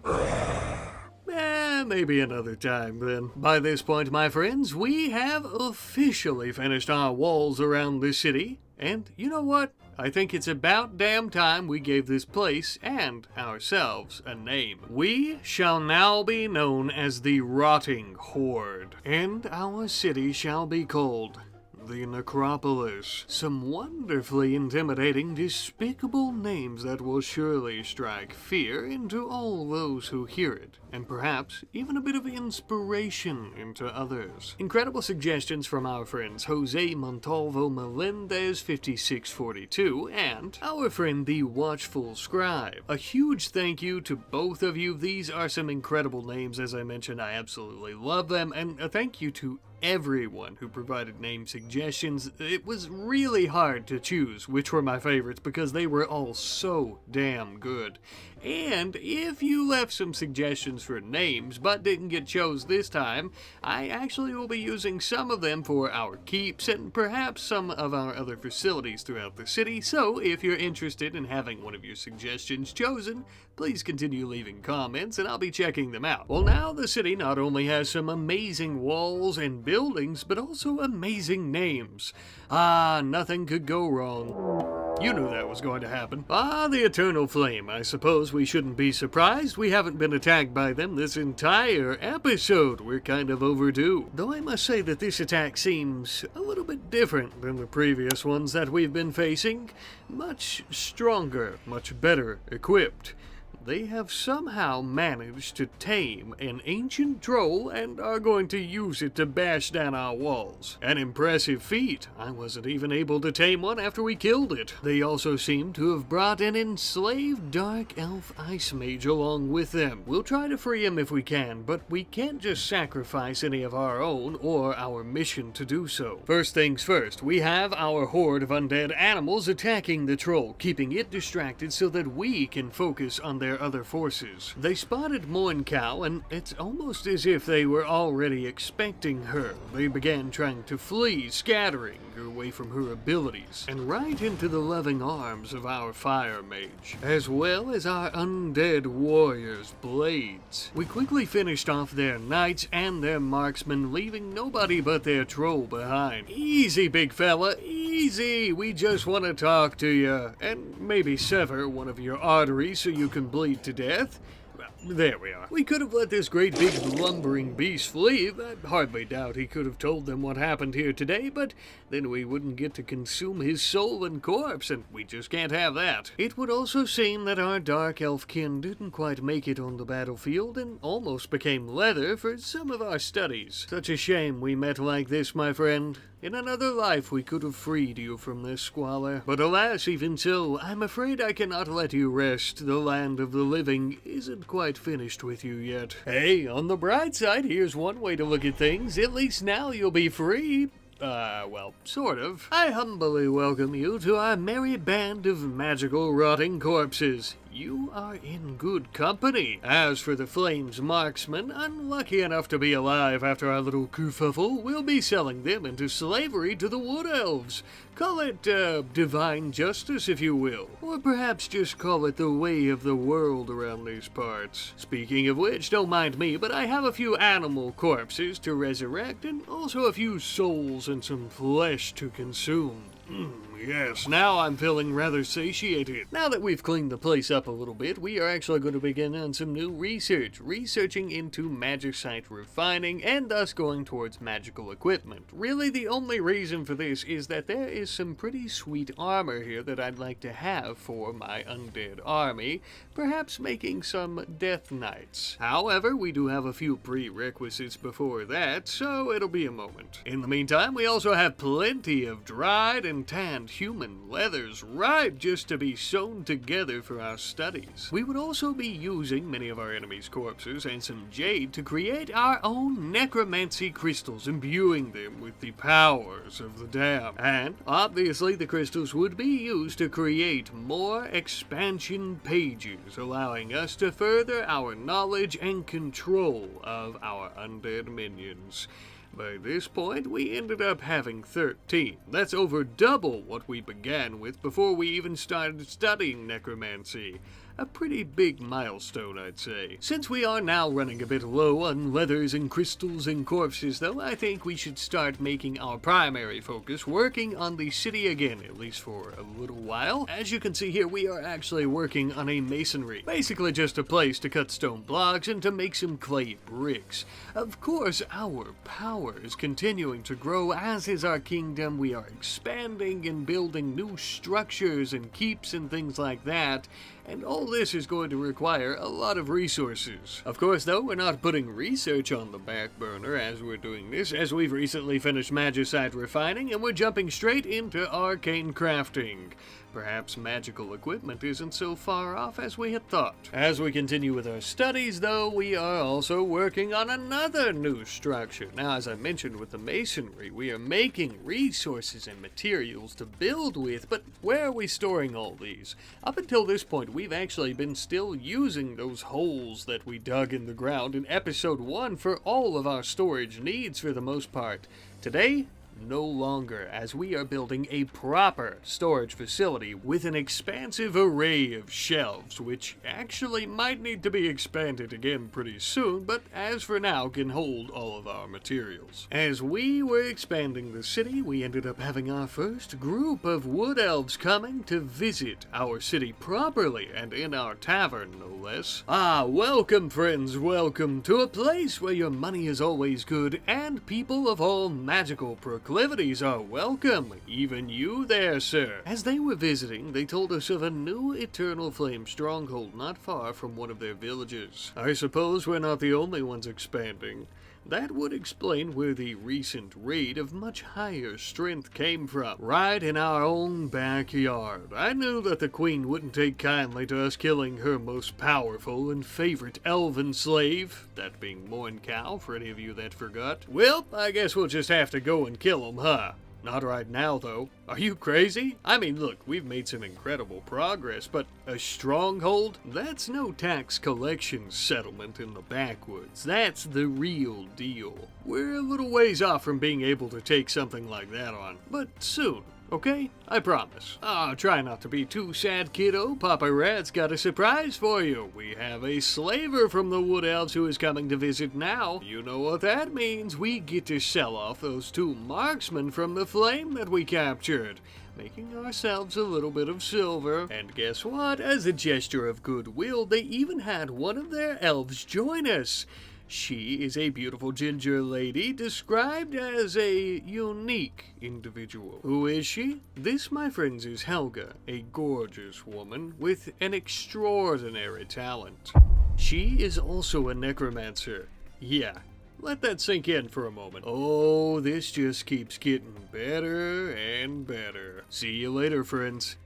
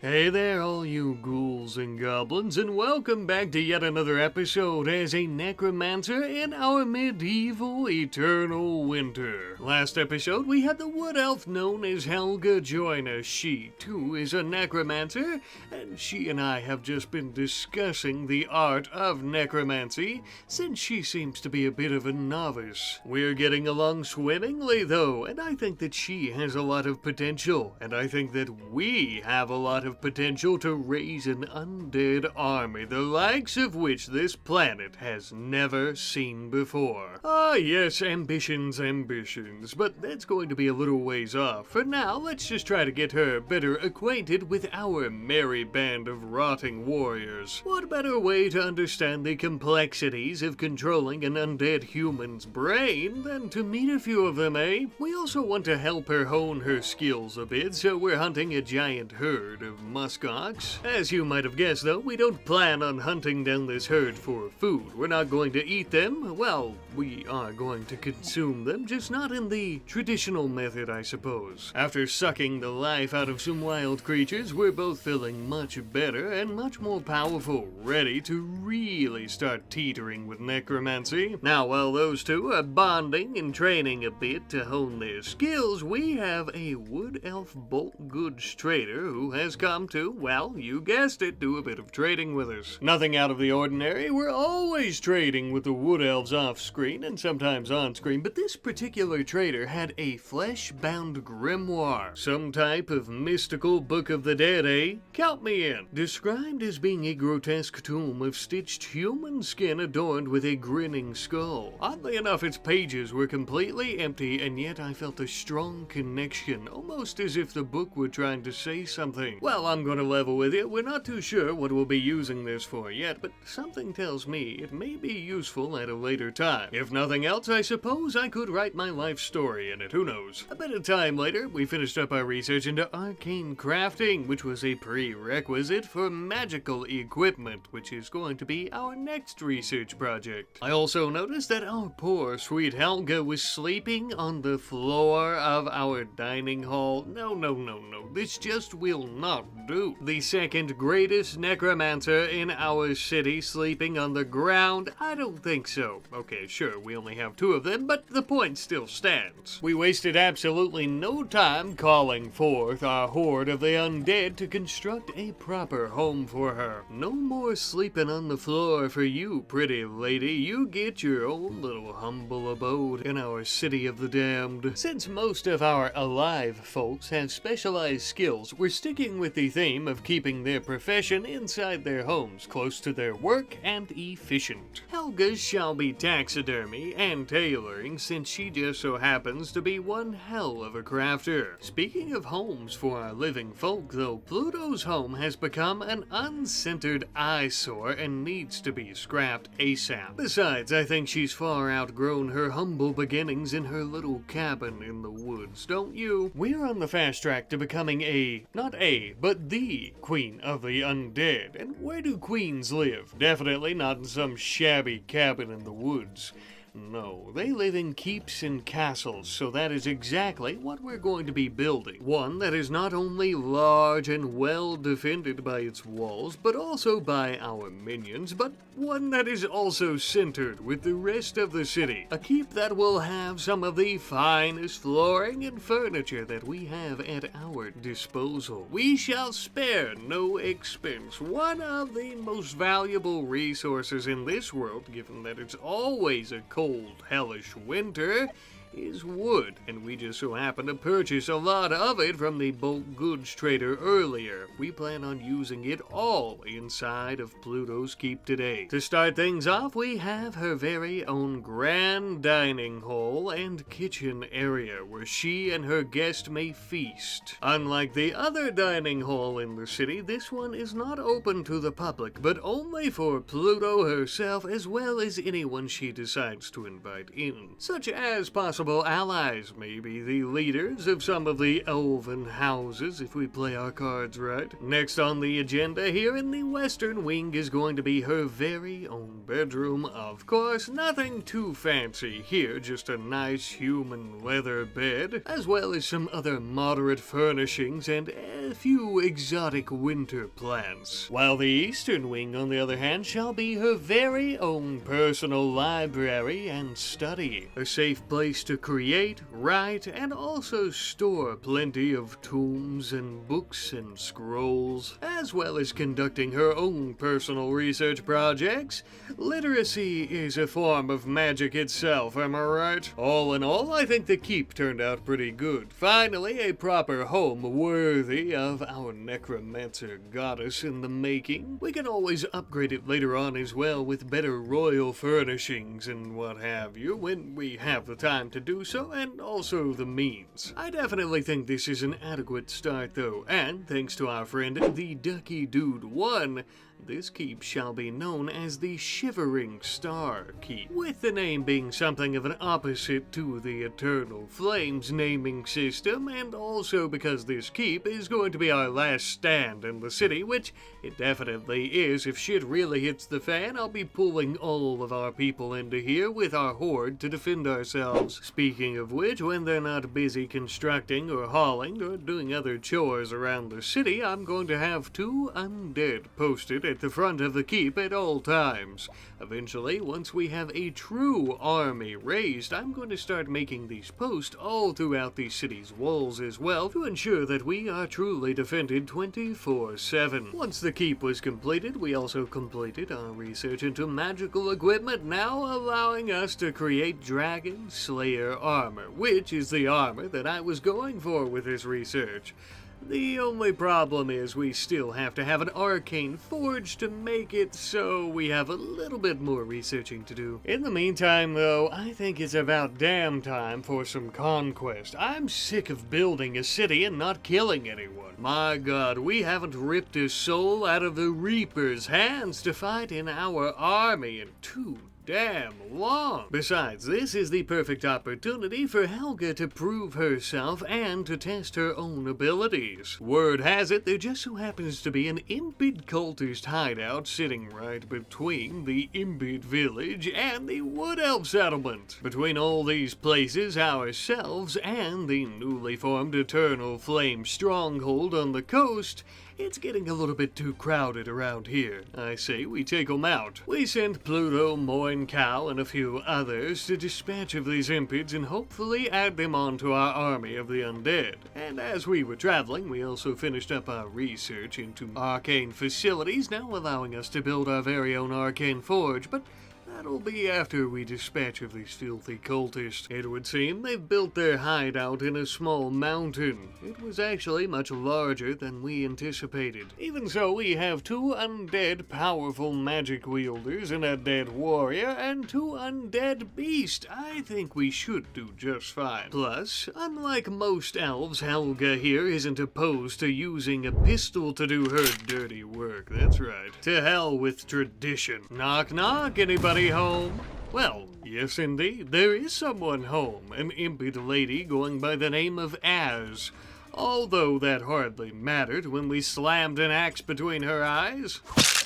The first of many cultists who will be feeling our wrath. But I feel like this is probably a good time for Helga to start learning the ropes a bit. Ah, her first undead warrior. I remember my first time. Oh my, and she's even managed to keep the corpse's flesh on its bones after resurrection. Pluto only recently learned this, if I remember correctly. Helga is a damn natural. Well, with Helga's first minion in hand, we would continue exploring as well as clearing out this cultist hideout, encountering a few more of them along the way. Most were overwhelmed by our numbers fairly quickly, but one in particular here had some interesting abilities. Our animals and warriors would rush them and put them onto the ground. It would seem that this person appears to be a gladiator, a special fighter type. Well, we would end up recruiting them, but we couldn't risk them turning against us again with skills like these, so instead we shot them in the head and resurrected them as our own undead fighter, of course. Unfortunately, this does mean that her fighting capabilities will be limited a bit, just as they are with Moin Cow's magic, for example, but it's much safer for us this way. For now. Regardless, though, we would continue clearing out the rest of the hideout, finding their hiding spots and some type of worship room, along with a kitchen and bedrooms and everything that you would expect to find in some place like this, I suppose. Butchering and dismembering everyone that we came across. And with that, we had finally cleared out the entire hideout, murdering every single Impid within.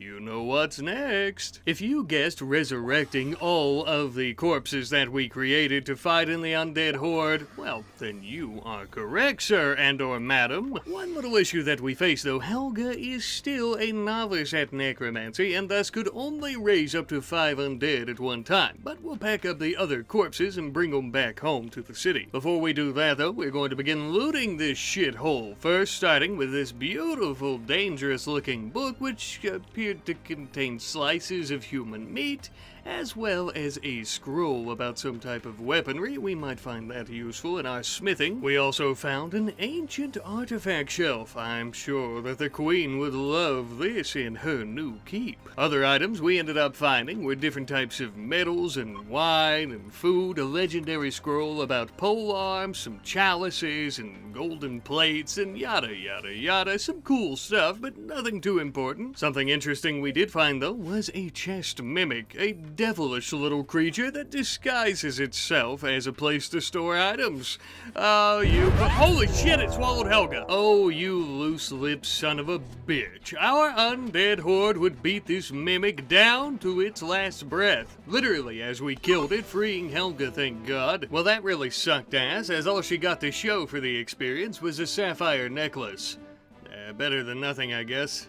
Let's go home. Returning home some odd days later and immediately going to our warehouse to unload all the things that we brought back, including some Impid corpses, as previously mentioned, as well as some other items that we had yet to create ourselves, like a large stone oven. This will really help us with fixing meals for everyone. I'm sure some of these undead cultists will be able to make a hell of a winter bloom stew now. We would also provide the Queen Pluto with her very own artifact shelf that we brought back, and I think she was pretty darn tickled with it. She was very pleased with Helga's mission, I know that for an absolute fact. So much, in fact, that maybe she was even a bit infatuated with Pluto now, as the two of them have become lovers. Oh my! And yes, you heard me correctly, I did say that Helga was infatuated with Pluto first, and that's because it appears that Helga has made the first move.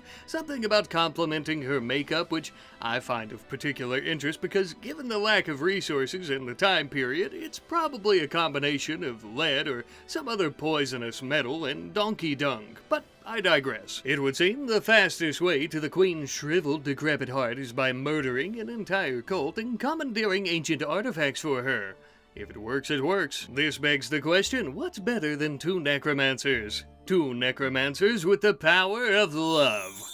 Too cheesy? My bad. However, let us celebrate the occasion of their new relationship by adding on to our forces with the bodies of the remaining cultists that we had brought back. I must tell you, my friends, our power grows stronger with every passing day, and as does the Horde. Soon, we'll have an army large enough to take out the Eternal Flame stronghold nearby, and then after that, we'll be able to start conquering their cities and towns. Try as they might, they don't seem to have any useful weapons in the battle against the undead. Really, their only way of stopping us is by killing Helga or Pluto, but we don't plan on letting them get close enough to ever do anything like that. As we continue expanding our knowledge, our city, our army, and everything in between, we ended up finishing the research into the Arcane Forge. I think earlier I might have mentioned that we finished this with Arcane Facilities. A little bit of a whoopsie-daisy, but now we can actually make the forge. And so, thus, we would end up creating our very first Arcane Forge. Now, initially, I had this in the smith shop as it made the most sense, but I would quickly end up moving it to the Shivering Star Keep. The reason for this is because I quickly realized that we would have to imbue and utilize our mana into any item that we made at the forge, which meant that it had to be Pluto or Helga, as our undead magic wielders had very limited mana capacity. And since Helga here is the only one with a good crafting skill, that means she's the only one that can create our Dragon Slayer armor that we've been working on. That also means that it's going to take several days and several attempts to finish it, which is quite a shame because it looks like we are about to be under siege by the Eternal Flame. Oh, great. Yet another attack form from their new stronghold, no doubt, composed of their finest knights, marksmen, fire mages, dire wolves, and of course, They're trolls. It seems that they've decided to skip the siege altogether and come in straight for the attack. Perhaps they weren't accounting for the fact that we built a keep and we would all rush there to safety so that they couldn't hit us with their boulders and cannons. Well, either way, it looks like we're going to be getting to the fun part right from the get-go. They came in bumbling and fumbling with their wolves and fireballs at Az, who was sent out first as a distraction while the other forces mustered up. And all of a sudden, our wave of corpses would hit their knights front and center. This would cause irreparable friendly fire from their own fire mages. Oh my, what a dastardly little plan we've concocted. And while they were all distracted fighting the horde, Viktorov and Moinkau would ignite them with flames and the spirits of the damned. Yet another failed assault, and as they would flee, our demons would rip many of them apart. But at the end of the day, some of them would escape to live to tell the tale. Yes, run, you pathetic little animals. Tell your queen what happened here today. Tell her that soon killing off her cannon fodder will no longer satisfy my appetite. Tell her that we'll be coming for her and that sister of hers. Now, you know the drill by this point. Most of them got stripped and others got clipped, if you know what I'm saying. Some of them ended up getting both. And once the sun had set, we had a gigantic pile of corpses sitting at Pluto and Helga's feet. Not to point out the obvious, but I am the narrator. Obviously, we're going to be adding every single one of these corpses onto our horde. Welcome to our babbling Ghoul Battalion, all you lads and ladies, and of course welcome back to some of you familiar faces who died during battle for a second, third, or maybe even fourth time. I find this a good reason to point out this is why the Flame can't beat us. They're not able to keep our undead warriors down, at least not for very long, and after each battle we grow stronger by reanimating their dead. It's a win-win for us and a lose-lose for them. Speaking of which, as we were cleaning up after the battle, I noticed that they dropped many riches like a flaming wand, a golden skull, and some type of necromancy scroll. This scroll was like none other that we had seen before, providing its user with the knowledge of the Lich form. This spell is dark magic. Darker than what we have even began to scratch the surface of, and I think that says a lot about it. Any necromancer can learn it, but to use it, it comes at the ultimate cost. Pluto wouldn't just trade her life, but her humanity, or what is left of it after her morality is gone, but it's deeper than that. In her Lich form, she wouldn't eat anymore, she wouldn't sleep, and she wouldn't be able to talk, not in the normal sense. She essentially wouldn't be alive anymore. She would be something entirely different, a being of immeasurable power. Since this transformation is a one-way street, I say no way Jose. Pluto of the past probably would have taken it right away, but Pluto now only recently got a girlfriend she can snuggle up to in bed. I don't think she'd be willing to trade the good parts of humanity, not even for this power now. Unless she had to, of course, and that's why we shall only use it as a last resort measure if Pluto's about to die, Helga's about to die, or if our entire kingdom and everything we've worked for is about to go down in flames. Pun intended. While still on the topic of the Flame, we're not quite finished cleaning up their little mess from their siege they had planned, and part of that mess is actually their cannon and trebuchet that they were too cowardly to take with them as they were fleeing. Which is good news for us. That means we have a new trebuchet that we can install next to the Shivering Star Keep to attack our enemies from afar, and a cannon that we can put at the city's entrance. I will say cannons aren't exactly our forte, but Osprey, the defector of the Flame, is well versed in cannon bombardment and technique. It would seem that yet again we've chosen our allies well. We're also going to be cutting off our growing of fiber corn just for a little bit and dampening it a tad to grow some dyes. The reason for this is that I have a lot of our soldiers wearing the Eternal Flames apparel and armors, as well as anyone else that really we had killed, and I think we are long overdue for a style of our own, serving not only as a symbol of our power, but it'll also keep us from having friendly fire on the battlefield, not that that's that big of an issue for us. Days later, we would finally finish up our Dragon Slayer armor. Helga literally put her blood, sweat, and magical powers into this. Wielding this wonderful armor is going to be none other than Humps, the leader of our forces, and who we hope to be our Death Knight, or most powerful Wraith, or, you know what, I'm not exactly sure what type of title we'll be giving him just yet, but he looks pretty darn good in it, I'd say. Now that we've gotten a lot of our beginner goals accomplished, I think it's about damn time that we sit down and plan out becoming a proper kingdom. I don't want to just be the queen of the necropolis, I want to be the undead queen of the world. Total domination, baby. And so we're going to have to start an actual empire. Of course, we'll be the rotting horde, the undead kingdom. We're also going to be quite authoritarian as well as expansionist. You can't dominate a world if you don't expand with an iron fist. Here's the idea. Our allies, the wood elves, they are quite useful and versatile, although they are weak.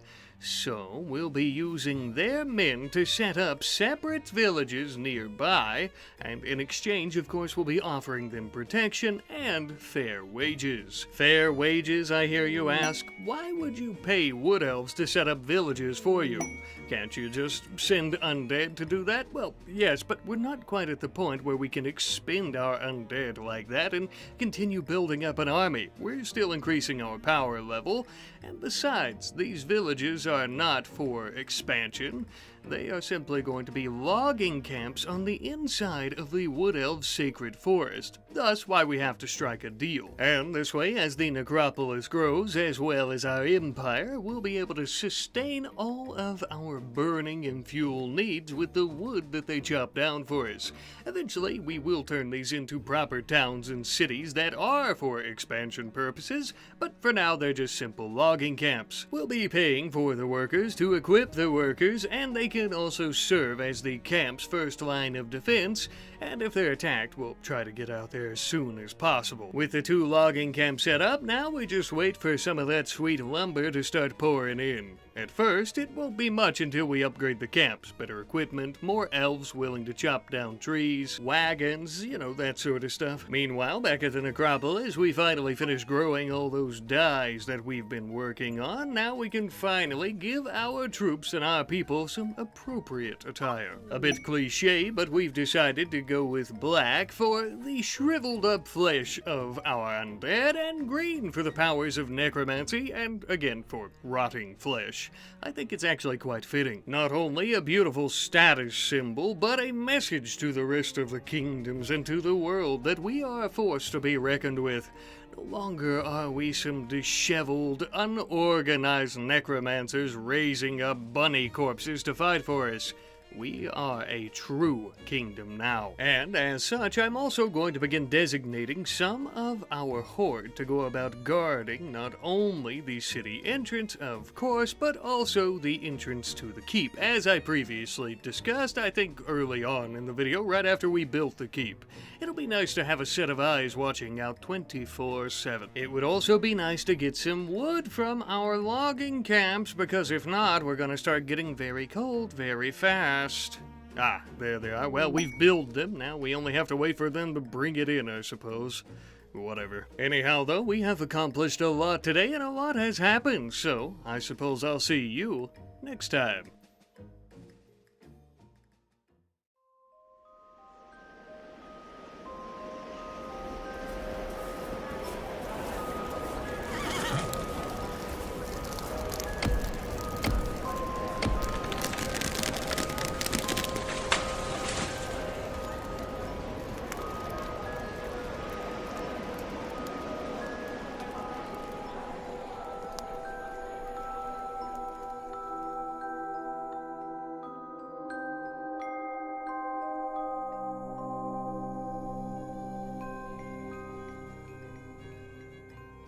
Well, welcome back, all you witches, wizards, warted fellows, and fellowettes to our necropolis, the kingdom and capital of the undead, the damned, and the rotting horde, ruled over and governed by our necromancer mummies. In the previous 4 episodes, my friends, we have done a lot. We've accomplished quite a bit. We've built our kingdom and have began expanding our logging settlements, as well as territories neighboring the necropolis. But today, we do something very special. We're building our undead army, truly, once and for all. The horde is quite large, don't get me wrong, but just not quite the size of an army, and so we're going to remedy that. But to go about doing so, we are going to need more necrotic energy and life force from living creatures by consuming their corpses.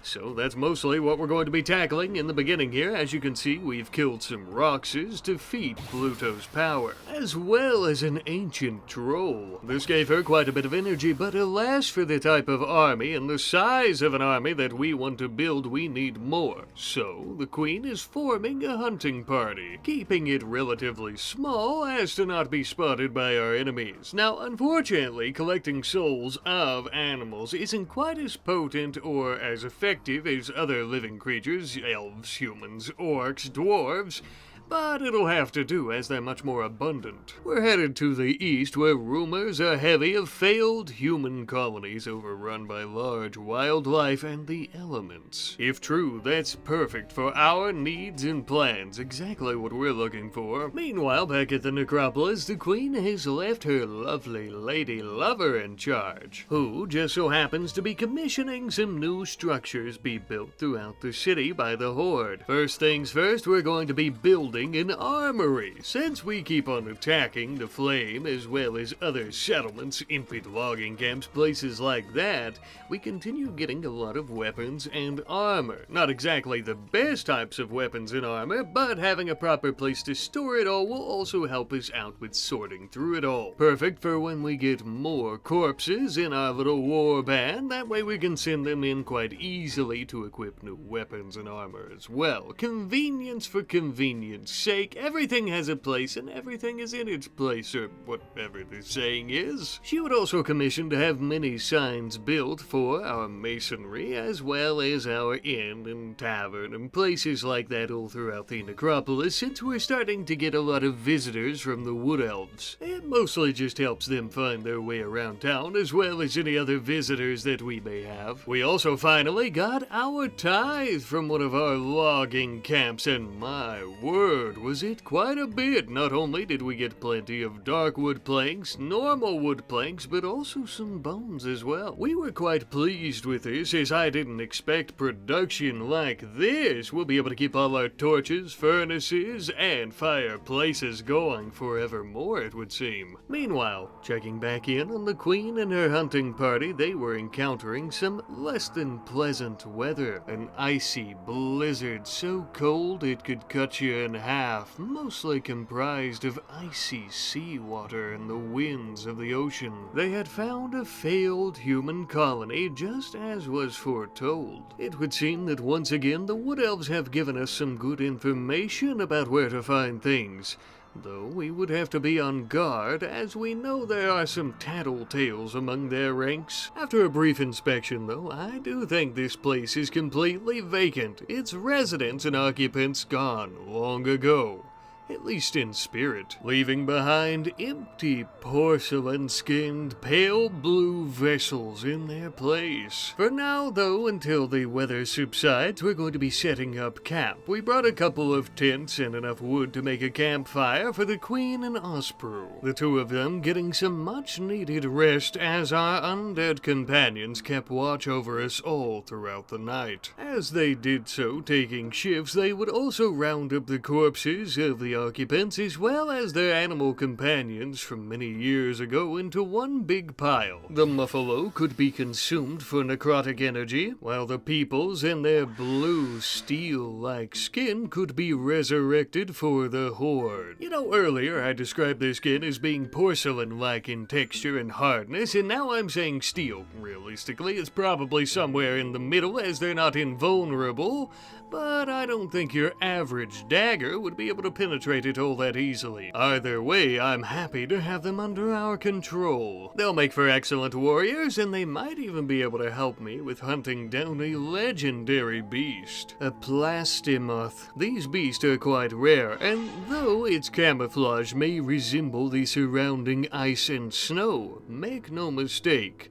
those spikes on its back are made from plasteel. Naturally, we all began attacking the great beast using Moinkow's abilities to finally down it. Not to worry, big fella, it'll all be over soon.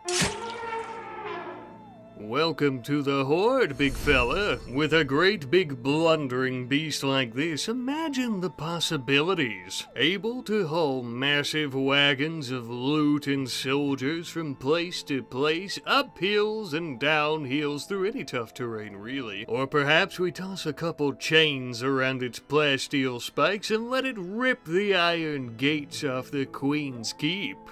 The possibilities are endless. For now, though, it can help us out in our hunting abilities as we're taking down mega wolverines for the Queen to consume their life force. This is a hunting mission, after all. It seems that most large animals up that way have been consumed, though. It's time for us to head south to collect more souls. Perhaps we'll get lucky and find more legendary beasts who we can consume instead of resurrecting. I suppose time will tell, but while they're traveling back home, Helga has commissioned something of a war chest, or strong room, or treasure hoard. Whatever you want to call it, this is where we're going to be keeping the city and kingdom's riches.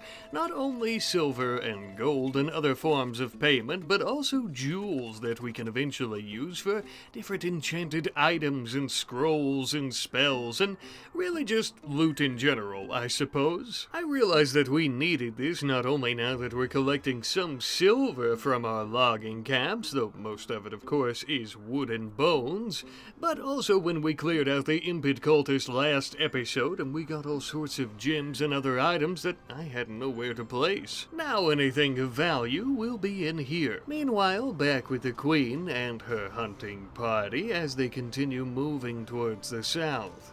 In yet another blizzard, we would spot in the distance some sort of yeti, or perhaps some type of subspecies of yeti, as most are found in the far north of the planet. Regardless of whatever these beasts are, we need their souls. Time to unleash the horde upon them. The blinding snow and wind would disguise our corpses until they were right on these creatures, beating, stabbing, and killing them eventually.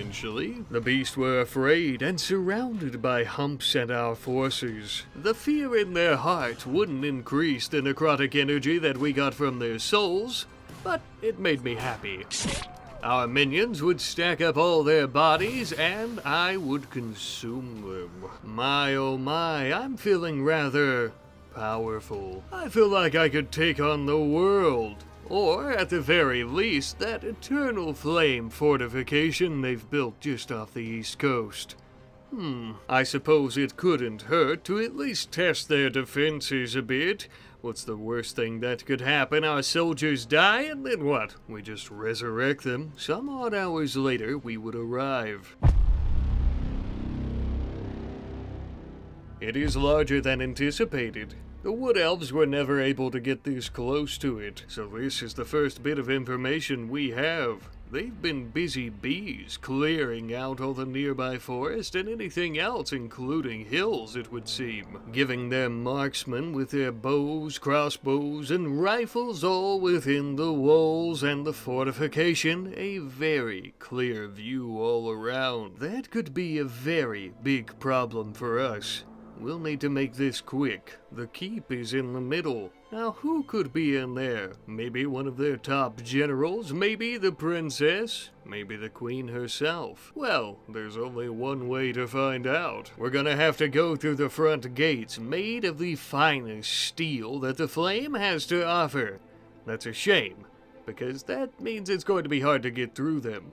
And we're gonna have to go through an entire camp of their soldiers. We'll have to hit them hard and fast. Well, fast isn't exactly the strong suit of the Horde, but hard is definitely where we excel. Alright men, pick up your rotting extremities and let's get to work. We're splitting into groups. Humps and the Horde will take the right flank, as myself, Moincow, and Osprey will take the left. We are going to be working on taking out the tower guards within inside the wall of the fort. Their large weaponry could quickly become a huge problem for our soldiers. All this while our minions and men are taking on the bulk of their forces around the camp out front the gates. They had some powerful warriors, an enslaved lightning mage elf, as well as a few warrior dwarves.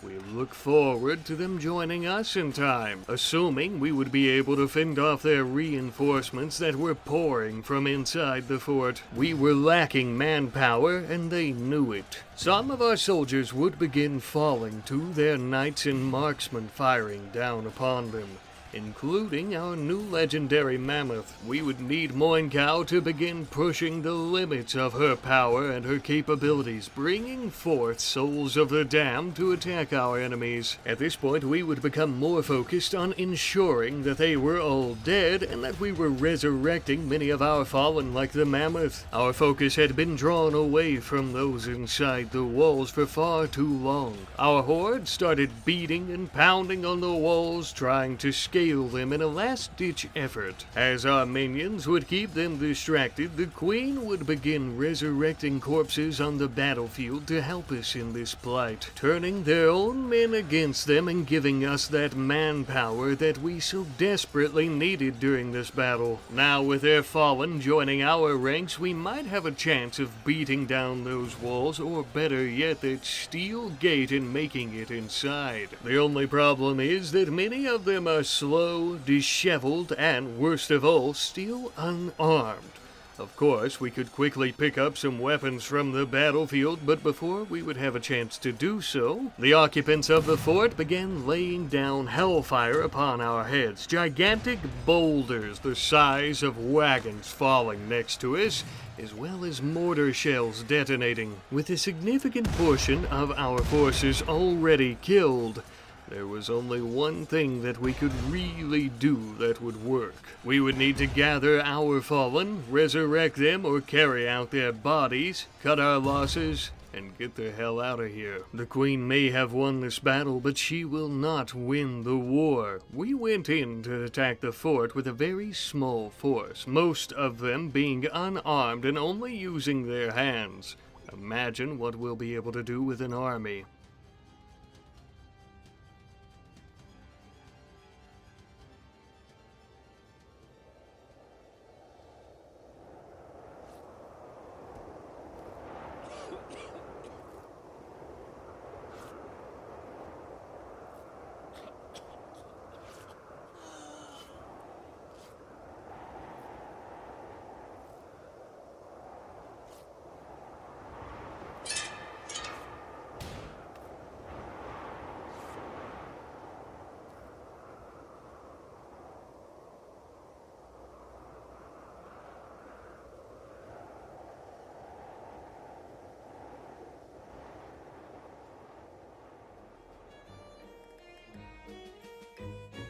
The Queen and our new additions onto the war party would finally return back to the necropolis. It's been several weeks. Needless to say, they were wary for home and happy to be back. And Helga and Pluto were both ecstatic to see one another once again. She would also tell her lover of her failed attack against the fort to the east. A failure, Helga thought? How so? Look what you've brought back for us. A horde of eternal flame soldiers, the size, the rival, the one we previously had, doubling our numbers of warriors, essentially. This? A failure? No. Simply a milestone. With a little bit of a minor setback, sure, but we've built an undead army, truly. Now, this is exactly what we were wanting and what we need. We now have many able-bodied warriors able to carry weapons and to crush our enemies. Using this army, we could even take down that fort easily. But first, they do need a few improvements, of course. Would I have liked to have taken down the fort first try? Hell yeah, I would have. I would have been tickled plum pink. But you have to set realistic expectations. And I want to try to use it as a learning experience. First and foremost, hardly any of our soldiers had armor or weapons. That's a big problem, and an easy, noticeable problem at that, I would say. So, we are going to be remedying that, as you can see here, by smithing up some iron helms for them for the time, and then we'll work on some plate armor. Since we're starting with the helmets, let's take a little look-see. We have different varieties of nasal and kettle helmets. Great protection for the undead noggin for cheap. Rotten brain buckets, one could say. As we're smithing to our heart's content, readying up our forces, I think that we should go about planning our kingdom out a bit more. Two things. As you know, smithing takes up a lot of iron, and of course we already have a treaty and a pact with the wood elves to go about logging through their lands by paying some of their people. So, what if we sign another of these contracts, but for mining, giving us 2 new territories to the southwest across the rivers of the necropolis, where we'll be setting up a couple subterranean mines. The planet's crust is rich with many different minerals and ores like iron, so having these mines means we'll be able to set up a tide similar to our logging camps, giving us plenty of ingots to work with. That way we can make more armors and weapons for the horde. And all we have to do in exchange is pay to have their miners equipped, and of course pay them a living wage. We're not monsters after all. Similar to the logging camps, these elven miners are going to be their own first layer of defense though. If they need help, we'll come running to them, but we need to make sure they're equipped to protect themselves. Now, as we're working with our elven allies to get these mines set up as quickly as possible, I want to take a moment to just show you how absolutely industrious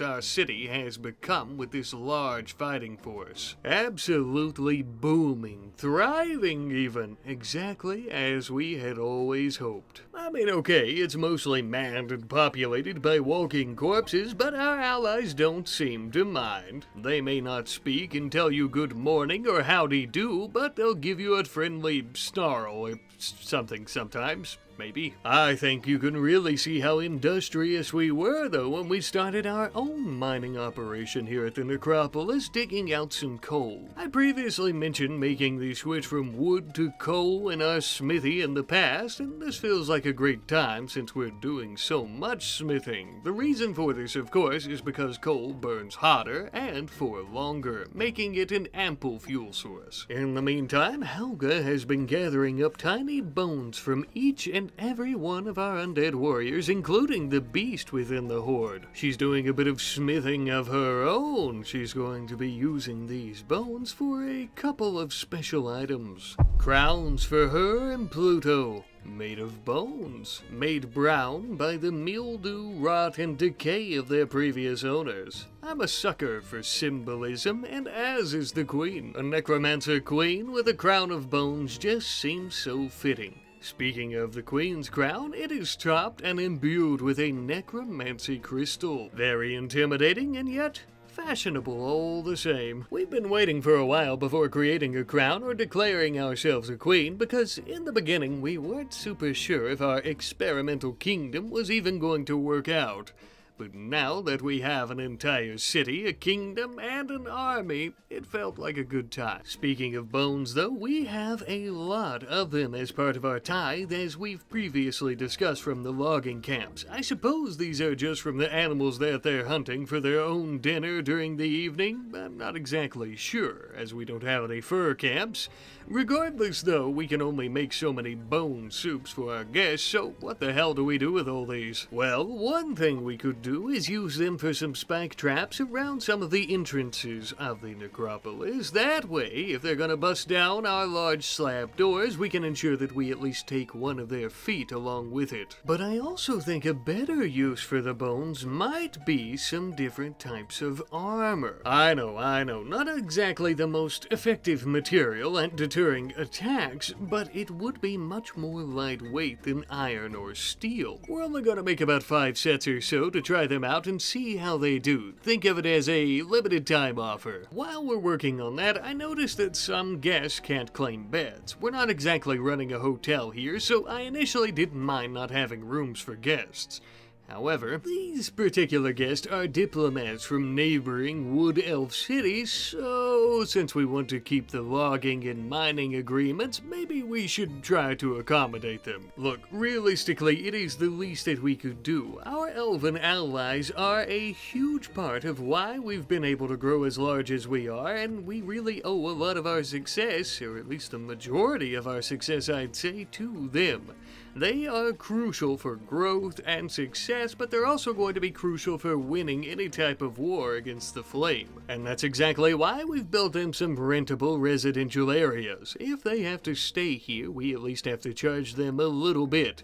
You will notice that a lot of the furniture and the flooring in these buildings are made out of bones as well. Perfect since we have so much as mentioned, and so our diplomats get the true necropolis experience and a little taste of our culture while here. We've also began building roads to make it much easier to maneuver around the city. Now, this may seem silly since our warriors don't mind trotting through the deep snow, but on the contrary, this is very important for efficiency since our undead are already incredibly slow due to no longer having souls and because their muscles are mostly deteriorated and rotten away. It'll keep them at a steady speed while doing their day-to-day work, which is very important, as you well know, for arming the entire army. Not to beat a dead horse here.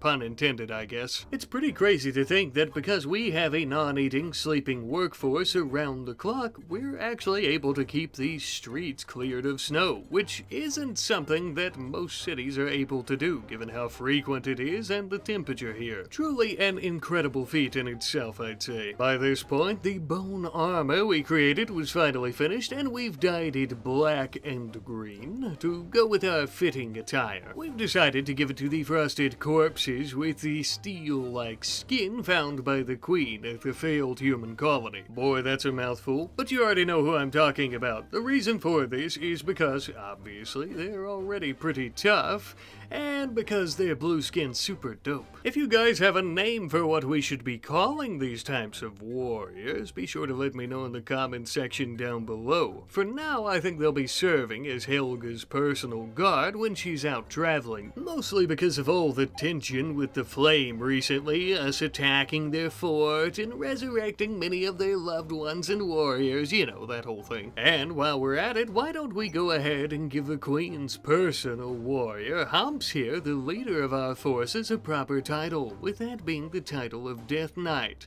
He actually receives the class when I do this, but because he's undead, I'm not exactly sure if he'll be able to use the abilities, though I still think it gives him a bonus to movement and fighting and things like that, so a big plus there. A great suggestion from our friend Opossum Vagabundum. I've seen quite a few of you actually recommend this, so thank you all, of course, but our friend Opossum here was the latest on the last video at the main top of the comments, and everyone seems to agree, so thank you. Now then, by this point, we've managed to arm and armor a significant portion of our army, giving armor to those who didn't already have it, and trying to equip kettle helms onto every bear head that we could.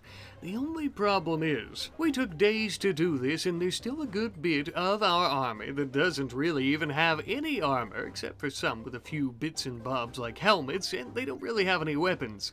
Basically, what I'm getting at is this is going to take quite a while. Not that that's really a problem, of course, but we have used up a lot of our iron already. But speak of the devil, our wood elves in the subterranean mines of the nearby hills have come in clutch with plenty of ingots. Looks like our smithing may continue without issue or hiccup. Although that doesn't increase the speed, it's still something. Now then, I also want to take a look at one of the warriors. This was one of the enslaved elves at the fortification who we had to kill, unfortunately.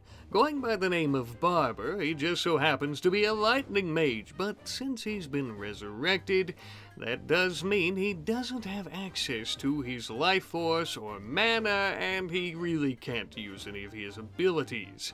Although he's still quite good with his lightning wand. And I only bring this up not to break the immersion of the series, but a lot of you have mentioned in the comments that you're resurrecting people and you can't get them to use their magic. Well, that's been a problem for me since the beginning, if you notice. Moin Cow, on the other hand, is different.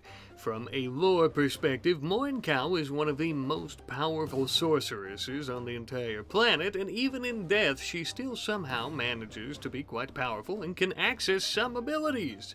But from a game perspective, I think it's just because the one ability she's always using doesn't actually require mana. So I hope that helps you guys out at least a little bit. Either way though, Barber is in great company with many of the undead magical beings that we have in our army and in our society, as well as Vitgrav, the fire mage sorceress lady who just so happened to join us and we didn't have to kill her. We should really try that with other people, but we wouldn't be necromancers if we didn't kill them and resurrect them, now would we? Nevertheless, as we continue making progress, arming all of the warriors that we have here, I think that we are almost ready to take on the fortress. Maybe a few more soldiers, something like that, definitely more weapons and armor, and perhaps we might even be able to convince our wood elf allies to assist us in this endeavor. But that'll be next time. See you later.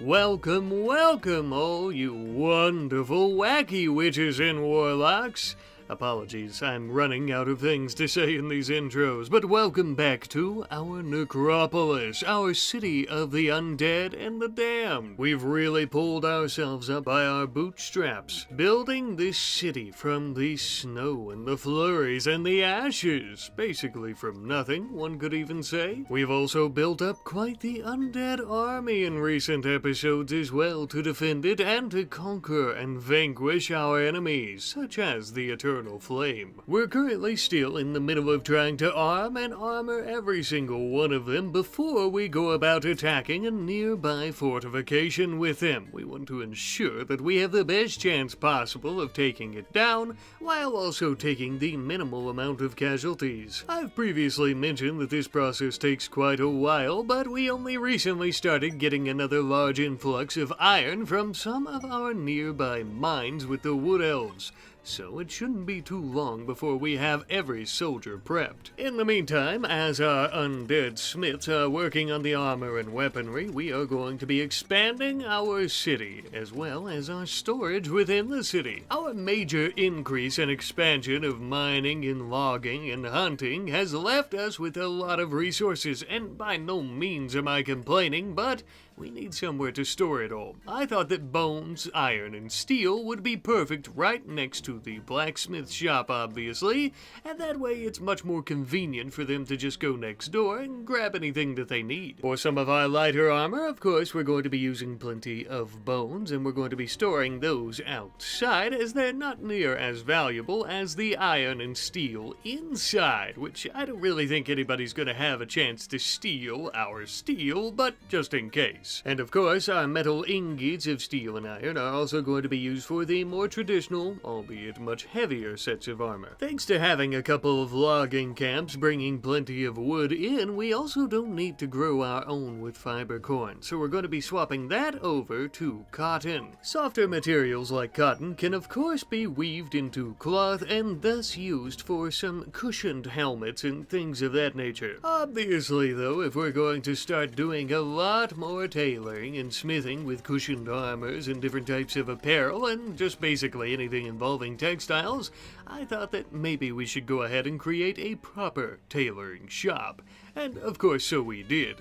Not only do we have a nice area here where we can go about doing all the sewing and things of that nature as previously discussed, but we also have a great big section here dedicated to storage, which is great because previously we were storing most of our textiles outside in a wagon where they were still deteriorating. I mean, we're still kinda doing that, but not as much. With the Queen's girlfriend Helga being our best tailor, this is going to be a perfect workshop for her, as well as any undead that might be capable of assisting her in these duties, of course. This also means that all the equipment has been moved out of her old home, and any of our living folks could take it over at a moment's notice if they so choose. Speaking of the living, apparently a stunningly good-looking stranger is approaching the city and is looking to talk. Unusual to see such a good-looking Impid clean and well-kept. Even more unusual to see them in such nice armor without a blade in their hand that they're trying to stick in your gut. Nevertheless, Osprey and Humps would protect the Queen as she went out to discuss with this fellow. He apparently is offering to join us and says that he'll make a deal that he'll help us out here in exchange for simple hospitality of joining us at the Necropolis. He says that this is his purpose and he always serves his purpose. Yeah, sure. Look, Impids aren't the most intelligent creatures, but they're also not the most trustworthy of people either. Apparently this guy wants to live here, help us out, and to make everyone happy. Sure, something tells me there's a secret afoot. We'll be keeping a good eye on him, but I guess we could use an extra set of hands, and a little bit of diversity never hurt anything. Besides, with Helga's old house cleared out of all that tailoring equipment, we do have a vacant room. Enjoy that soft, warm bed there, pal. One wrong move, it'll be the last thing you ever feel. In the meantime, with all the smithing and construction we're doing, Helga is doing a little bit of smithing and crafting of her own at the Arcane Forge, imbuing her necrotic energy into a specific special piece of armor. This, my friends, is a Shroud of the Soul Reaper. This armor is specially designed to serve as a conduit for a Necromancer's unholy powers, increasing not only the strength of their undead, but also their power in general and their control over the corpses. Basically, it makes an already badass Necromancer even more badass. I know, I didn't think it was possible either. Since the Queen controls the vast majority of our forces at this time, Helga thought it fitting that her lover be the first to take the first shroud. Eventually, as we get larger and larger with our Necromancers and with our empire, we'll be able to have one of these shrouds for every single Necromancer under our control and under our domain. Oh yeah, I feel it working already. I feel powerful. As do my soldiers, who are now fully equipped with some proper armor and some proper weapons, every last single one of them. It's about damn time. We've been working around the clock. Well, we always do. Nobody sleeps around these parts, but we've been working around the clock on this armor and what have you, and I'm glad the Horde is finally fully equipped. This is one of the last steps in taking on the Flames Fortress, as well as any enemies that stand in our path. Would you look at that? Speak of the devil. It's been a while since we've been attacked by the Impid kingdoms and houses. Perhaps they are the smartest after all. And perhaps we could just chalk this little pathetic attack up to a lapse in judgment. Either way, they might not be quite as pathetic as we initially thought. It looks like most of them are fairly well equipped. And the thing about Impids is they can breathe fire. The problem with that is that the undead are pretty susceptible to fire. And these mages that they have, as well as even their leader, are going to be very deadly if we're not careful. Let me see. We recently took in an Impid who seemed to be hiding some type of secret, and now a few days later we're getting attacked by the largest Impid raid that we've seen since probably episode 2.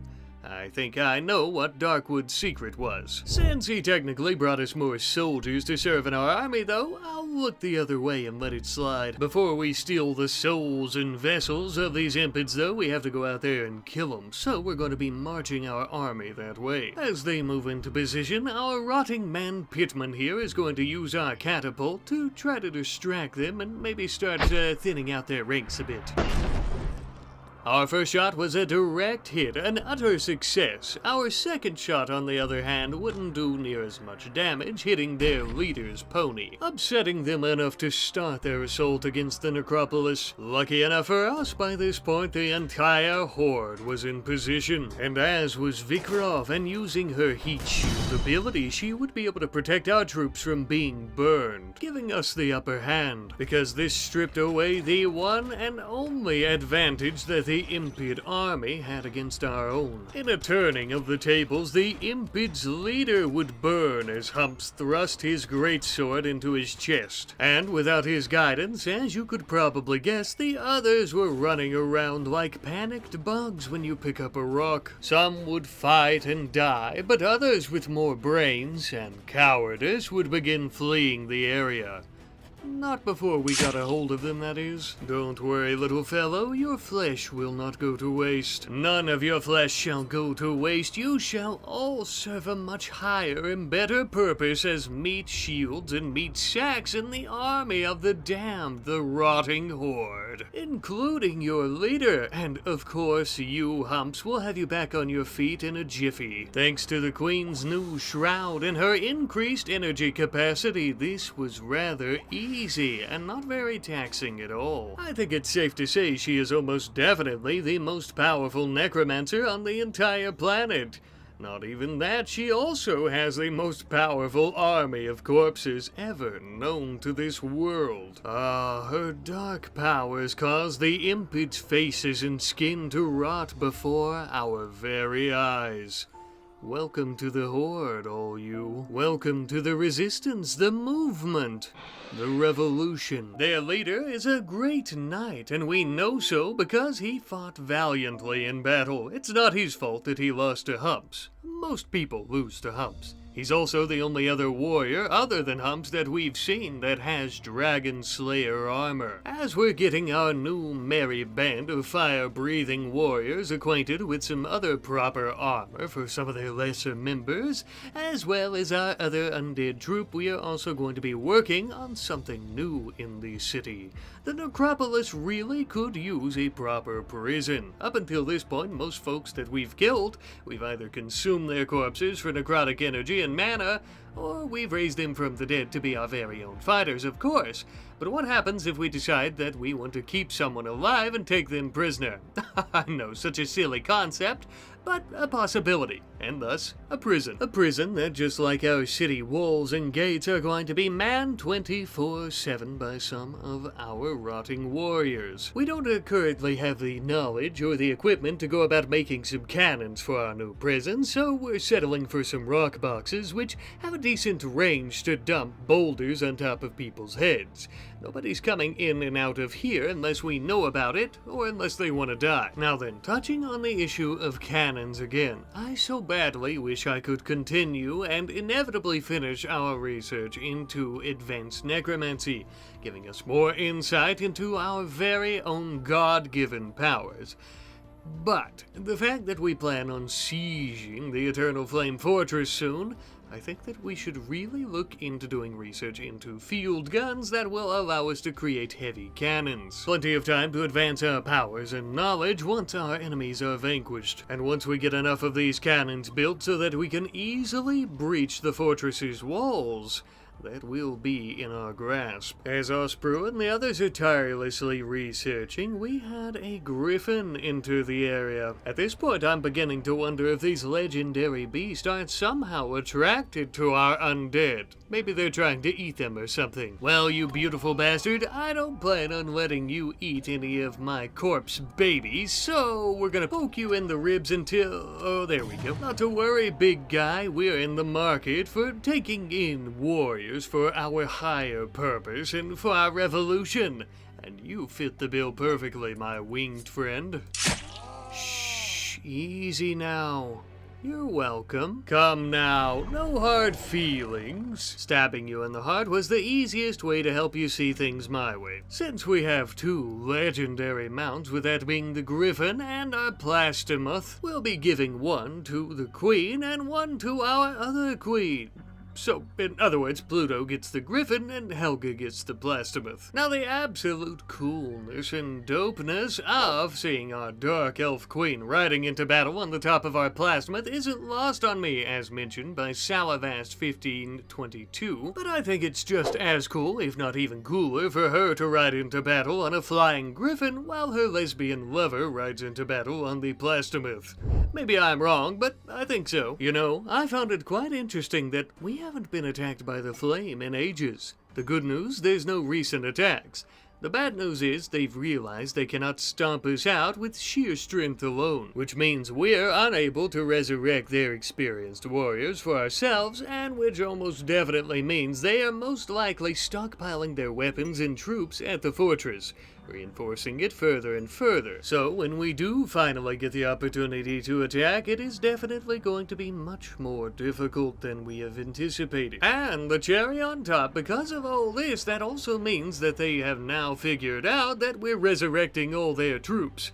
And they're probably trying to find a solution to that. The best thing that we can do is hurry up and attack them before they can find a solution. And the fact that we just finished our research into field guns is going to help us with that significantly. We would waste absolutely no time with these new blueprints throwing together about 4 or 5 cannons, heavy cannons.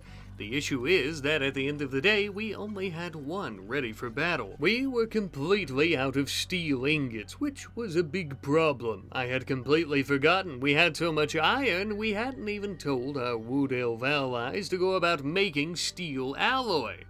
This is an issue. We would send word out to all of our mines in the area requesting that they begin making steel alloy ASAP. We need it yesterday. This has unfortunately thrown a bit of a wrench in our plans of attacking the fort today, but in the meantime, we can further prepare our army, hardening and tempering their helms and breastplates, as well as making them some additional chainmail to go with what they already have, sharpening their blades, that sort of thing. And we can also name our troop of frostbitten warriors that we raised last episode, who are going to be Helga's personal guard, known simply as the Frost Guard, made up of the species of undead known as the Frostborn. Huge thanks to our friends Sham_Antic and Mr. Landshark55_55 for these wonderful names for the species and the guard. Speaking of personal guards, you know the Queen, Pluto, has a champion, with that of course being Humps,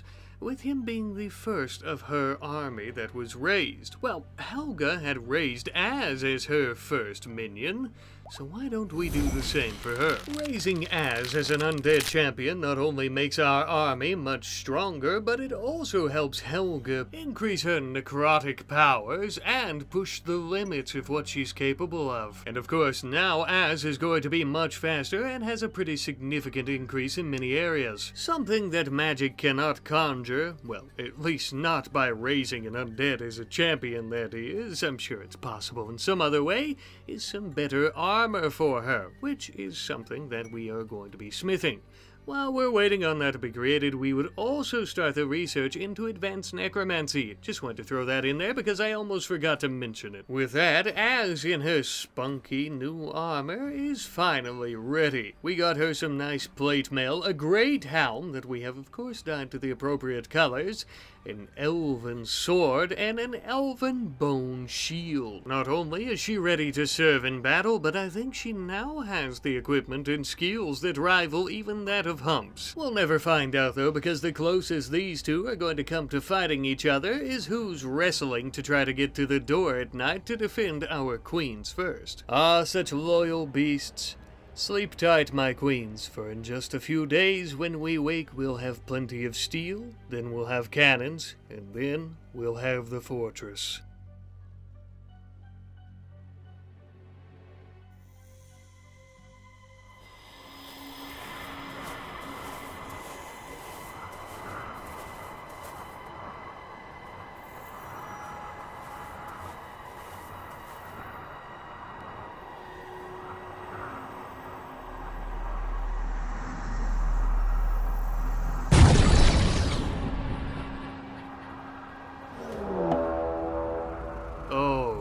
Shit. An elemental assault is the least of what we needed. Gigantic elementals are going to be coming through a rift in the very fabric of space and time. And they're not here to make friends either. We would have only seconds to prepare for this assault. Thankfully, some of the wood elves were coming to drop off taxes, and they would distract them. Very briefly, that is. I don't know how this could have happened. It had to be bad luck because these assaults are so much more common to the north and quite rare to the south of the planet. No matter how they got here, they've come with the purpose of murdering all of us, so our undead horde would begin marching to the northeast to fight them. Wood elves bringing the taxes would be happy to see the rotting corpses coming to fight for their honor and for our taxes. Initial fights were looking like we were going to win this quite easily. But as we continued marching the army to the north through the blizzard, as we closed the distance with less snow interfering, we could see that they had amassed an army that would rival the size of our own.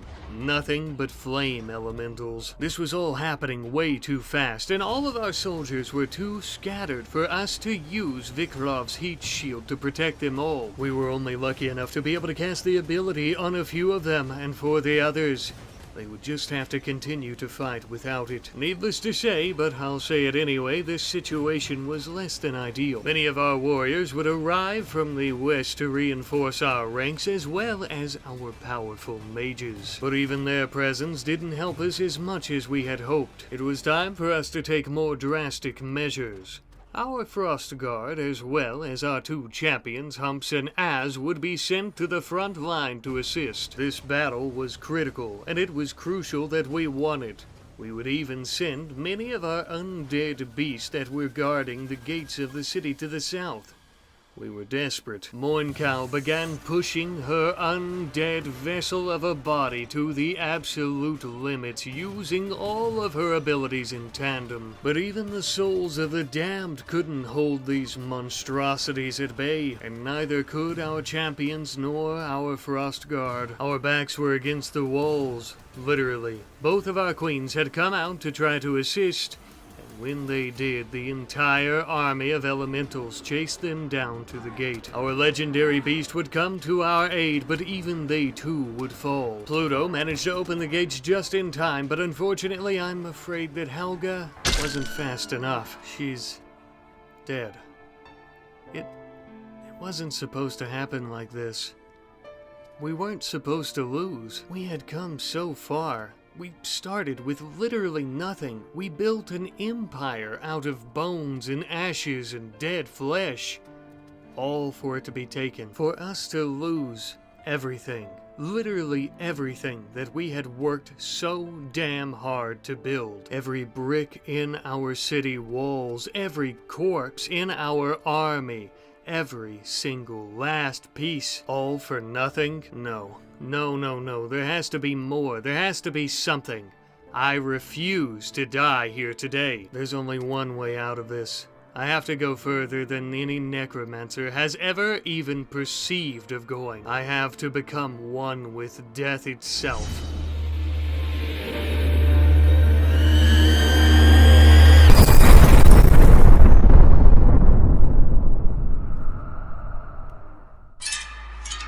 That was something. I don't feel anything at all, except powerful and hungry. God, I'm so hungry. I'm hungry for the souls of those who have done me wrong. Let's finish this little fight, shall we?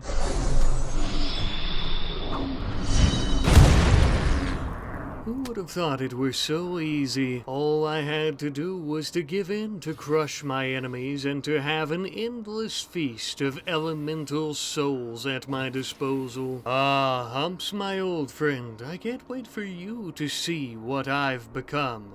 What we've become. Rise from your slumber and serve your queen once again, now and for all of eternity. We have so much work to do, my friend. So much to rebuild. So much to conquer. First, we'll need to regroup and heal all of our undead, rotten soldiers. As for those living who have been among our ranks, they must first shed their flesh before they're allowed to rejoin. Rise now, Osprey, as a true member of the rotting horde. There is only one way for this world. The way of all things. Death. It is inevitable. And all shall shed their flesh. All shall rot and decay. All shall join the horde.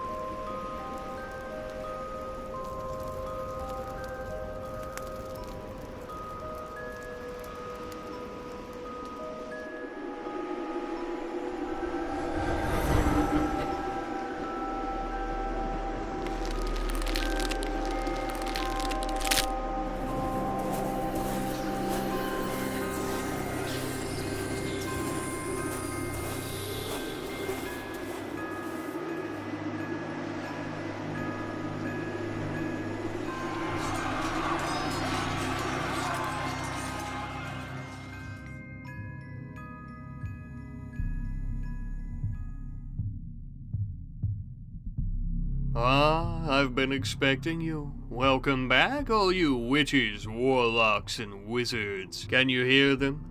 The dead stir beneath your very feet, beckoning to be commanded. The legions beyond the veil, vacant bodies and bones lie just beneath a thin dusting of ice and snow, lying in wait, waiting on my call. Waiting on me to resurrect them all. Today, we finish what we started. We destroy the Eternal Flames Fortress, and we build our undead empire. Some of our living soldiers that are few and far between, like young Darkwood here, are still unfortunately alive. I'm afraid before you rejoin my army, you'll need to shed that flesh of yours. There we are. Now rise, Darkwood. Rise as a new man, not burdened by the weakness of the flesh. There we are. No more pain, no more feeling, no more of your own free will to hold you back from your true destiny as an eternal servant of the Lich Queen. Me. Now then, we still have a lot of cleanup to do from the assault last episode, like healing all of our rotting soldiers so that they may stand once more, and better yet, fight again. As for the fire elementals that came rumbling and tumbling through the rift that are all dead out here in the snow, I shall have a feast upon all of their souls. Sorry for rhyming so much, by the way. Absorbing their life force and souls has given me necrotic energy out the wazoo. I'm more powerful now than when I did my initial Lich transformation. And that's really saying something, I might add. With all the energy that I have stored inside me, I am now able to resurrect our entire army. And even after doing so, I still had plenty of energy to spare to go about resurrecting some of the other corpses who weren't part of the army, but are now. Welcome to the Horde, one and all. They tried to keep us down, they really did.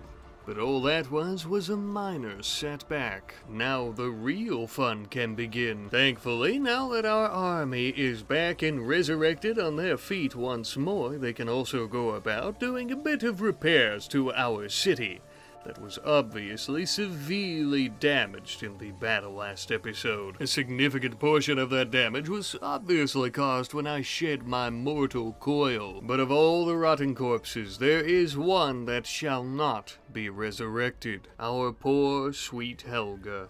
A powerful fighter, necromancer, and of course, lover. I understand many of you may be questioning as to why we won't resurrect her.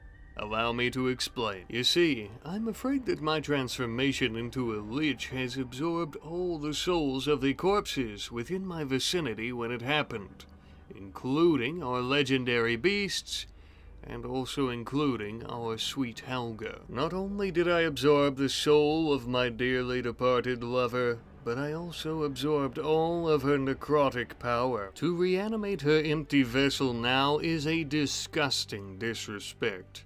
I may not have emotions anymore, but even I know right from wrong. This body is nothing but a husk of who Helga was. I'm afraid that all that is left of our sweet Helga is already a part of me, in the very fabric of my being.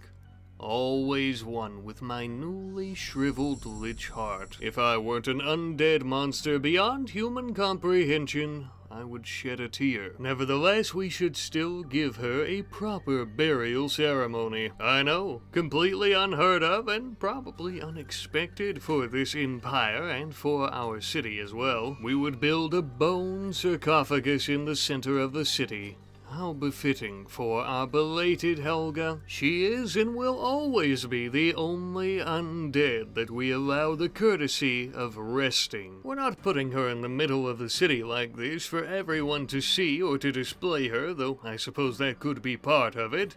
This is so that she may be able to stand with the Horde, even in her eternal slumber. Now then, since we will not be bringing her back from the dead as a shambling skeleton to fight for us, we are in need of another Necromancer once more. And now, thanks to my extensive knowledge as a Lich Queen, and also a great comment from our great friend 2Slow4065, I now understand that the grimoire is to create necromancers. Now, to bestow this blessing, I needed someone that we could trust. Someone who has been here since the very beginning, more or less, but also already has experience with magical powers. So, obviously, Moincal was the choice.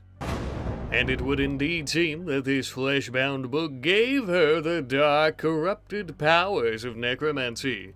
I, a Lich, control Moincal, who is an undead mage who is now a necromancer as well as a master of blood magic. It's a necromancy inception. This is useful because I, as a Lich, of course, could control hordes upon hordes of undead, but also undead necromancers who could become my generals of a sort. I and my undead army can only be in so many places at one time, so having others under my control could help out quite a bit. Eventually, we could take over this planet as we hope. It may even streamline the process a bit. Moving right along, we finally got that steel alloy we needed from our mining camps from last episode, giving our minions the chance to build our heavy cannons. Though I'm not sure we'll even need them now with the Queen's new power, I suppose we'll pack them with us on our journey just in case. For today, my friends, as you've probably guessed by all the dramatic speeches I've been giving, we attack the Eternal Flames Fortress. Oh, I will have my revenge against the Queen and that sister of hers. Today, the princess falls to the might of the rotting horde, and thus we would immediately set out. There's no time like the present, and truly the longer that we wait, the more time we give them to prepare a defense and a fighting force. As the queen and her troops began to march out east towards the fortress with a blizzard of such cold it could cut you in half, we began thinking about all the troops we'd be able to resurrect. And after a few days of travel, we finally arrived. It's been a while, old friend. Looks like you've changed things up. Ever so slightly, that is.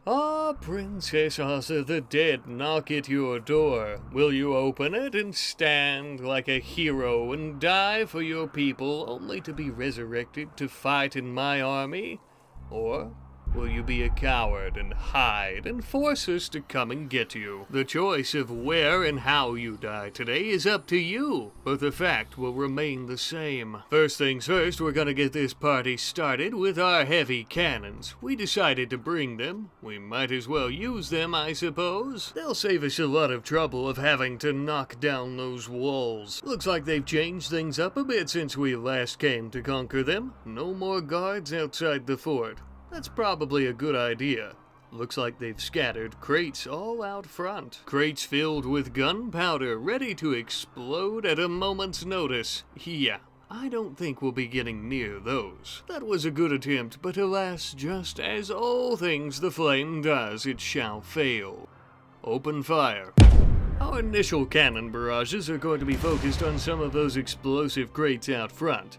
Even if we blow up the walls and we get a little too close to those, they might end up taking out a significant portion of our forces. Once we had dispatched of a few of them, we would move up our cannons as well as our army, preparing to infiltrate the fortress, with our next barrage being focused solely on the walls, ripping a gigantic hole in them. With their defenses crippled, now the real fight can begin. Our hellish army of corpses started making their way inside, slaughtering every single marksman and knight that they came into contact with. Many of them would stand against us and attempt to fight, and of course they would lose, but others were too cowardice, and they would hide within the confines of their towers. But steel gates could only keep us apart for so long.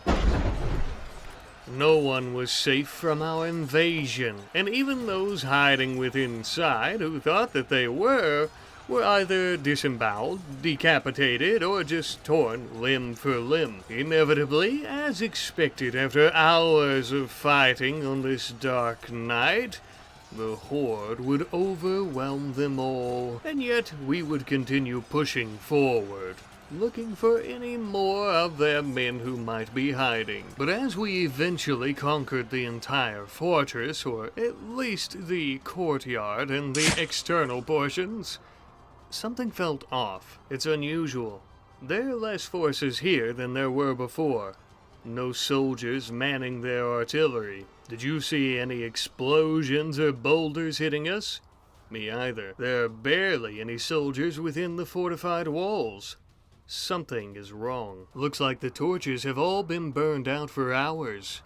Nobody's even here anymore. The cowards must have fled when they saw our army marching through the snow. Well, let's see if their princess had a bit more courage and bravery than the rest of them.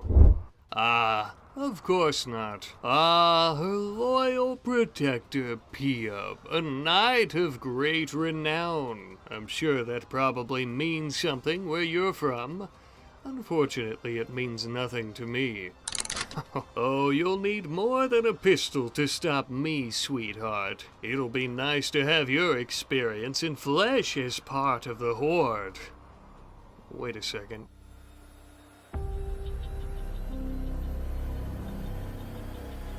Ugh, son of a bitch.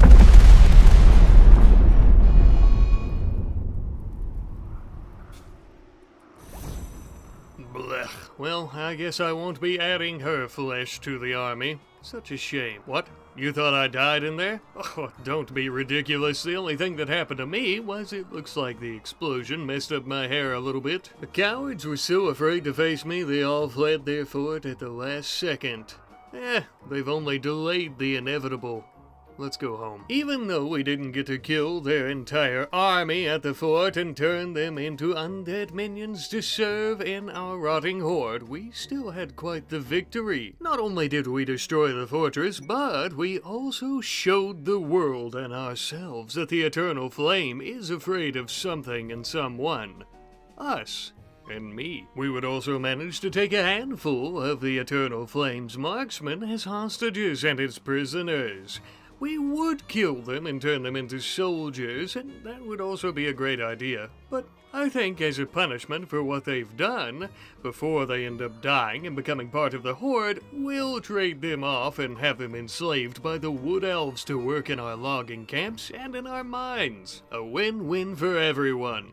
Except for the slaves. Things have really changed around here. I've really changed. And as the queen, I think I need a proper throne room, so we're making some changes to our shimmering star keep as well. Where we once had a table in the middle of our entranceway to go about planning out our empire and what we should build and our taxes, we now have a beautiful throne room, with the throne in the center, a roc's rug, some braziers, as well as the skulls of some of the Flame's knights on spikes.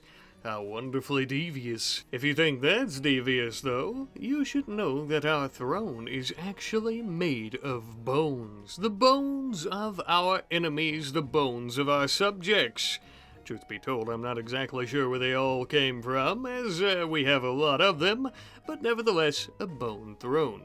Which is a wonderful suggestion from our friend, Traveler in Orange. And, of course, you make the great point that it would be proper, since our crown is made of bones, to also have a throne made of bones. And yes, I do think that both are quite fitting and complement each other quite well.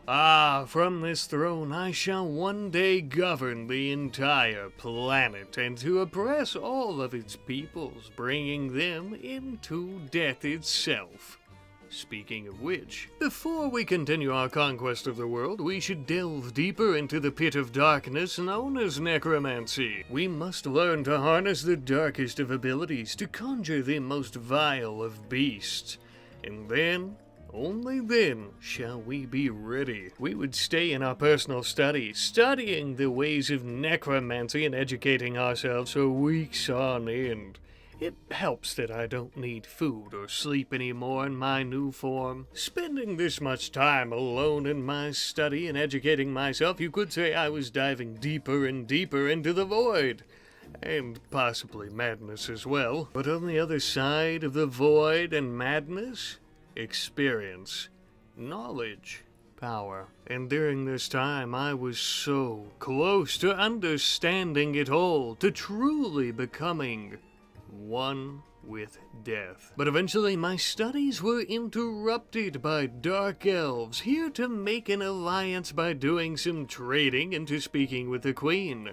They wouldn't take no for an answer. I must admit I didn't take their unwavering requirement of speaking with me to become allies all that well, and I found it quite rude. I also found their warriors to be quite experienced. We could use fighters like that in the Horde. And so, when their heads were turned, we snuck up behind them and started sticking our rusted spears and corroded swords through their pretty pink flesh and into their organs. Come now, Dark Elves, don't fight it. You wanted to be allies? Well, now you get to be more than that. You get to become of something much bigger, much more important. You get to shed this existence, to shed your weakness. You can now fight against both of our enemies, standing together with us side by side, without getting tired, without ever wavering. You get to be part of the forces of the damned and the dead. Oh, how lucky you are. Okay, so maybe I have went just a little bit mad. I suppose you could call me the Mad Lich Queen if you so choose. And if you're brave enough, that is. Don't worry though, those were just the Dark Elf houses. As for the Wood Elves, they may continue their alliance with us, and they may worship us as their undead goddess. And by they may, I mean they have to now. Eventually, they may take their place in our army of corpses. Once the time is right, of course. Maybe I still have a bit of a soft spot, even without my emotions, for my ancestral peoples. But also maybe it's because I don't want all of the elven houses and races uniting against me and the Flame right now. That wouldn't exactly be the best thing to do strategically, you know? Now then, without any more interruptions, let me finish my extensive research into necromancy, finally becoming one with death. And truly, I have fully embraced death and undeath themselves. Oh, there are so many things beyond our comprehension, worlds beyond this, extraordinary creatures and beings that could aid us in our conquest of this planet. Now, to get to these other dimensions and worlds, we need a mode of transportation, and that is exactly why we are going to be building the Queen's personal portal in her throne room. This will allow her to travel between dimensions, realities, and it can also be used as a last-ditch escape route if need be. With powers like hers, though, I hardly see how that would be the case, but it's just worth mentioning. But traveling between dimensions could be awful tiresome on the old hooves, eh? How about this ancient stag that the Dark Elves were riding around on? Perhaps you could be my new war mount. You're hardly anything like a legendary mammoth that's made of plasteel, but you'll do for now. But as we continue gearing up to travel through different dimensions and to go about resurrecting enemies not of this world and warriors that can help us take over this world, I want to say thank you. This is going to be our last episode in this season of the series as a Necromancer, as I felt like it's gone on for quite some time. And I'm becoming a little bit campy in my narrations and dialogue, as you could probably tell, and I don't want this to solely be some type of roleplay series, as I actually love playing the game, and I think everybody gets a bit bored with the roleplay aspect, so I apologize. I realize this last episode is mostly just me setting up for the next season, and for what is to come in this series and in this universe. But I do want to say thank you, because none of this series, none of this city, this kingdom, this empire would have been possible without you guys. And I've had so much fun doing all of this. It really has been amazing. But of course, I also want to reassure you that the war for this world is only just beginning. The flame shall sputter out, but things are just now heating up. The living and the dead are about to collide like never before.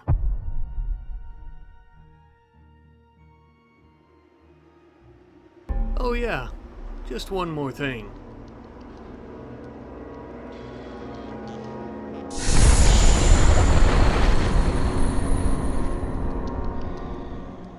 I think that should have woken him up.